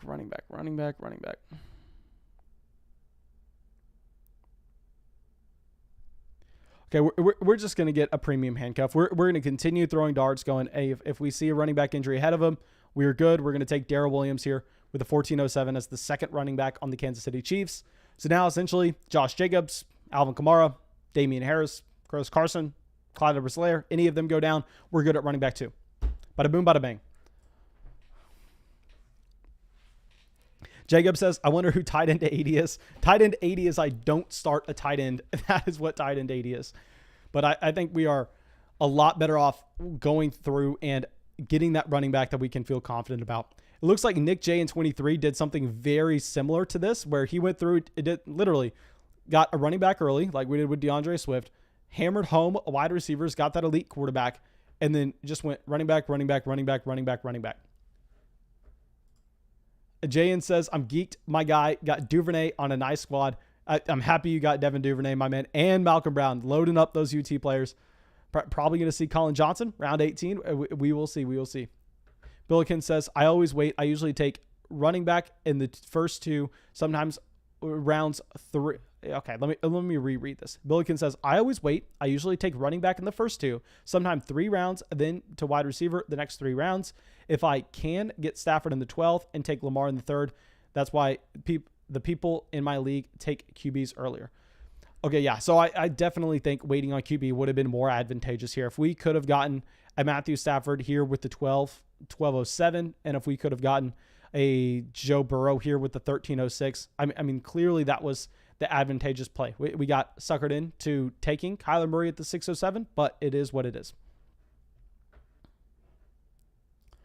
Okay, guys, and if you have not already, go down there. Please, I just burned $1,000 on a live stream. Go down there, drop a like, subscribe to the channel. I just threw away $1,000. Help me out. Just subscribe, and let's make it worth it. Okay, so Rob Gronkowski, Robert Tonyan, Oh my God. So Rob Gronkowski, Robert Tonyan, Evan Ingram, Austin Hooper are the best tight ends available with Cole Kmet, Gerald Everett, Anthony Fersker, OJ Howard, Eric Ebron, Delaney Walker. Ooh, Delaney Walker available. God dang, my throat is killing me after that cough.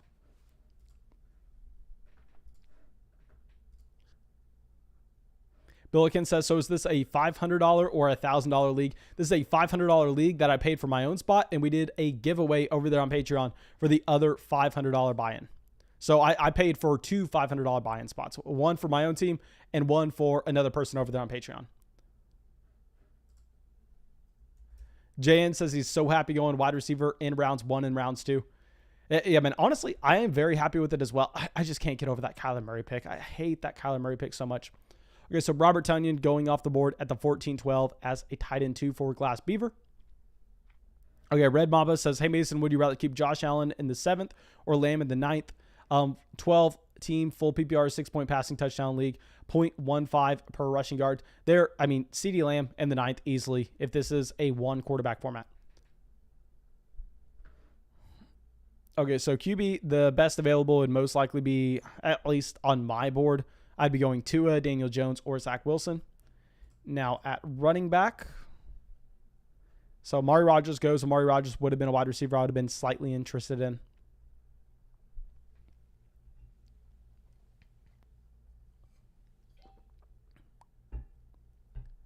I think we draft one more running back, and then we go through and we fix the roster elsewhere. Actually, Gerald Everett going changes some things, because Everett was going to be the guy that I was going to target in round 16. But now that Gerald Everett is gone, I think we actually have to take a wide receiver. I think we actually have to take a tight end here. Okay, so Crowder goes. So, if we pull up our rankings right now, I'm almost certain that we do have Evan Ingram over Robert Gronkowski, although Gronk has such a higher EDP for whatever reason. So, yeah, we actually have Evan Ingram as tight end 14. We're going to be drafting Ingram on this team. But Devin, subscribing to the channel, thank you so much, Devin, for subscribing. That Evan Ingram pick in the 15th was for you. Don't care if you don't like Evan Ingram. That's what's going down. So we have our tight end 1 on this team in the 15th round. I really like our decision to wait on tight end, to be completely honest. I think taking an Evan Ingram here in the 15th is a lot closer to Dallas Goedert than what we did with Hollywood Brown compared to a Jamison Crowder. So Gronk does go right after. And Girthwaite, that was his second tight end. So obviously these teams in the back half, they can't be drafting tight end here. JN can definitely, JN can, Darkus can as well. But these teams at the back 3, there's no reason for them to be drafting tight end. At least, maybe they do. Maybe they just say, Mason, F you should have drafted one earlier. We're going to make you pay, which is entirely possible. But getting Evan Ingram there is going to be perfectly fine by me. Darius Slayton going at the 1508. Daniel Jones, the 1509 by JN, taking his second quarterback. Boggoat says, curious your thoughts on my team. So Boggoat was a Rugger, I believe. Let me just double check on that. Yes, he is Rugger. Okay, so let's go. Okay, so he has Henry, Davis, Connor, Jamal, the wide receiver, Michael Thomas, Allen Robinson, Julio, Debo, Gallup, Marvin, Van Jefferson. Man, I love the roster construction of your team.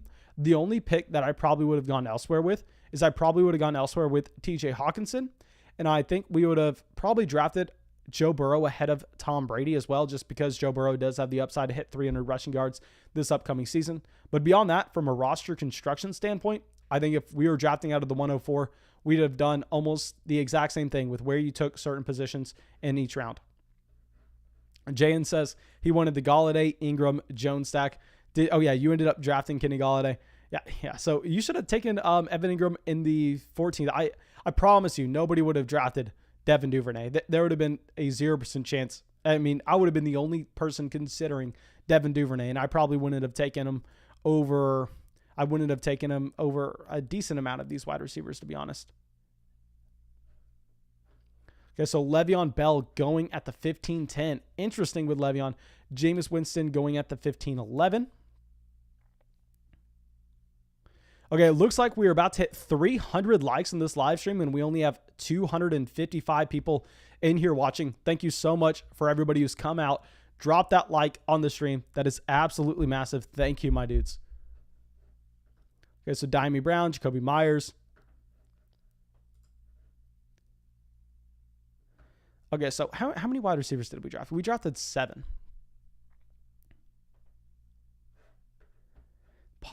No. Possibly we go wide receiver here, to be honest. We need to figure out who the highest wide receiver on our board is, though. Martavis Bryant, a name I have not heard in forever. Oh my gosh, only 28 years old. That is ridiculous. Justin Blackman on this list as well.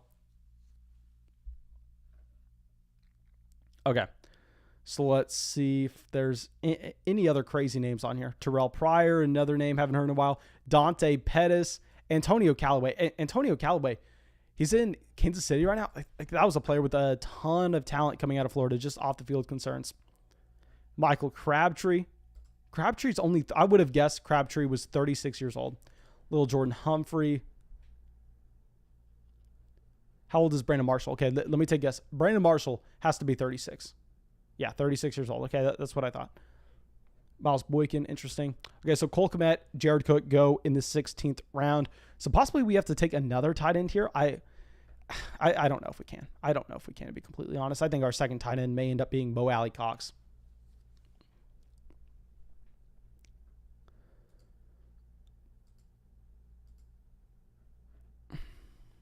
JN says, I hope you're mad at me drafting Devin Duvernay. Jacob says, Bryant smoked himself out of the league and doing a sick front flip touchdown. Yeah, I mean, that I know exactly what you're talking about with that front flip touchdown for Martavis Bryant. I mean, a wide receiver that at one point in Dynasty leagues, he was like going in the 3rd round. Okay, so let's go through.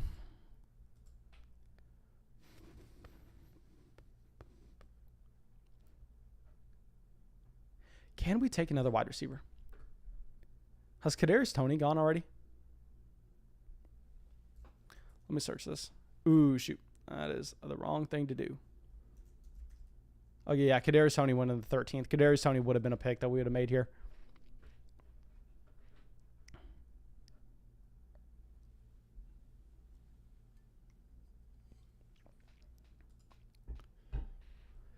Running back. There are a few running backs that I like, to be completely honest.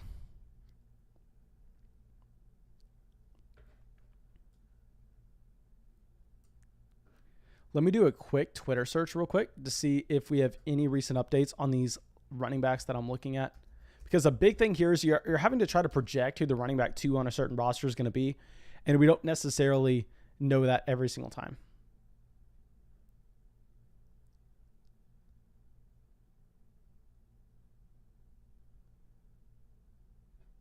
Okay, so I was going to draft Darrington Evans here, but it looks like this man tweets every 30 seconds. How is he on Twitter so much? Tweeted yesterday. I'm going to be real with y'all. Today was a hot one. Man, what Darrington Evans, you need to get off Twitter, my man. I'm going to draft you, but this is kind of ridiculous here. Okay, we're going to draft Darrington Evans just as a player. Another long shot upside play. Hoping something happens with it. Drafting Darrington Evans in the 16th round. God dang. Evans, my man, you're on the flock now. You're on the flock. We're going to stay off Twitter. Go through, unfollow everyone you're following. I mean, dear God. Okay, Smokey says, Mason followed your advice and traded Jacobs, Julio, and a first for Jimmy Garoppolo / Trey Lance in a 2-quarterback dynasty. Okay, so I will say Jimmy Garoppolo almost nothing here. In a 2-quarterback dynasty, I don't want to say I love it in a Superflex league, but in a 2-quarterback league where a quarterback is going to be at a premium compared to Superflex, I do like that trade.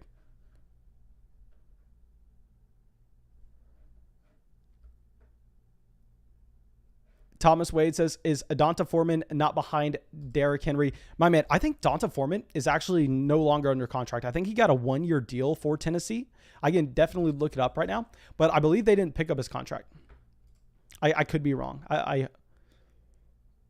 He's not signed to any team right now. They didn't bring him back for 2021, which is obviously very sad, but it is what it is. Now we have some more running backs going behind Samaje Perine, Javion Hawkins. Javion Hawkins, honestly, someone I didn't want to say his name earlier, but he would have been someone we would have considered later on.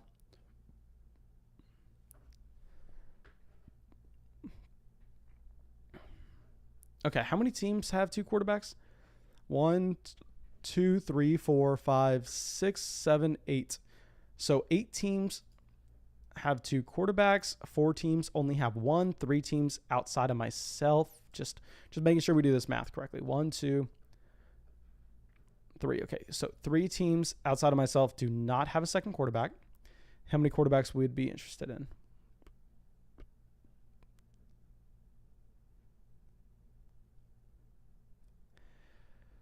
Yeah, honestly, I think we wait on a second quarterback, knowing that we drafted Kyler Murray and we put so much investment into him.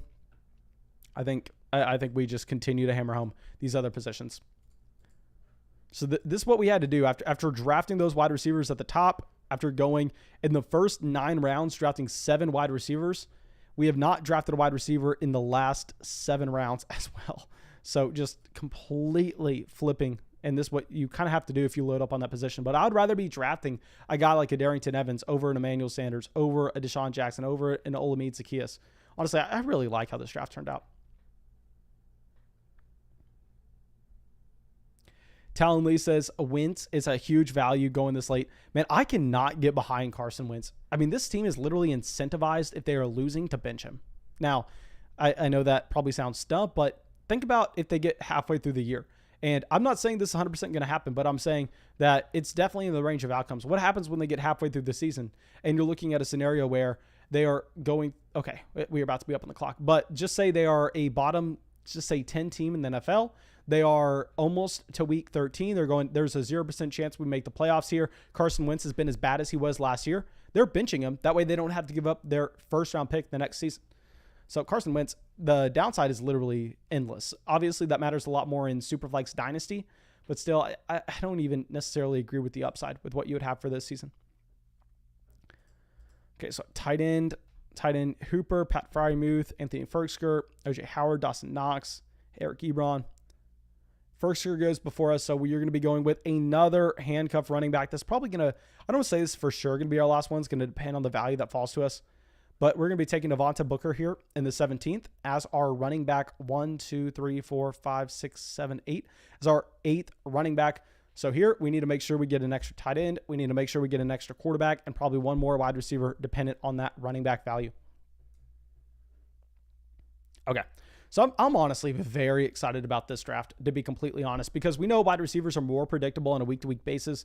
So having those top-end guys, going into it, and then when we are playing these running backs, while none of them project to see opportunity right away, we have so many darts at the dartboard where we can just go through and, what's the chance that one of Josh Jacobs, Alvin Kamara, Damian Harris, Chris Carson, Clyde Edwards-Helaire, Derrick Henry, or even Saquon Barkley go down, and all of a sudden we have a running back that we can plug in at running back 2 every single season. Every single week. So I really like what we did here. Okay, Corey says, thoughts on Giovanni Bernard in Tampa with Tom Brady? Going to definitely lower the ceiling with what you're finding in both, Leonard Fournette and Ronald Jones. The reason I'm saying I'm sorry is I just realized that this draft is going to be switching over to a slow draft in 2 minutes. So yeah, thank you so much for everybody who came out to this live stream. Like I said, we are definitely going to be having a ton of listener leagues getting kicked off over there on Patreon. We're going to ramp them up going into the season. And I can't guarantee we're going to do another $500 buy-in. It definitely depends on how much the flock continues to grow. But at this rate, I think it's kind of safe to say that we are going to do one. I just can't guarantee it. So yeah, thank you so much for everybody who came out to this live stream. Thank you so much for everybody who dropped likes, left comments, and that's a good thing. Guys, I know that we're going to end this live stream. Then you can actually go down to the comment section so we can keep track of it. But this is going to be a good vote that we can do. If you're in this stream right now, please, it will help us in the algorithm, and it will help everybody in this draft as well get a gauge on the consensus feeling. Please, after this stream ends, go refresh the video. Just wait maybe 30 seconds until it starts processing into a video from the stream. Go to the comment section and comment what team you thought was the best team. I'll go down here and let everybody see it. Yes, we have a few more rounds to go, and I've already said what we were going to be doing in those rounds, but this is the board. Obviously, the last 3 rounds aren't going to play that much into it, but please, after this stream ends in 30 seconds, go to the comment section. Let me know your favorite team. It's going to help us in the algorithm. It's going to be really fun for everybody else out here playing in this league. I'm sure that they'll be happy to hear your thoughts. And yeah, maybe we can get like a power ranking out there with what everybody in the flock thinks. But that should be it. Yeah, it's 4 o'clock now. So we're going to be switching this to a slow draft. And thank you, my dudes, for coming out to the stream. I'll be out with a video tomorrow and where I talk bad about Terry McLaurin, get a bunch of hate, and have to live with it. But thank you, and I'll see y'all with that video tomorrow.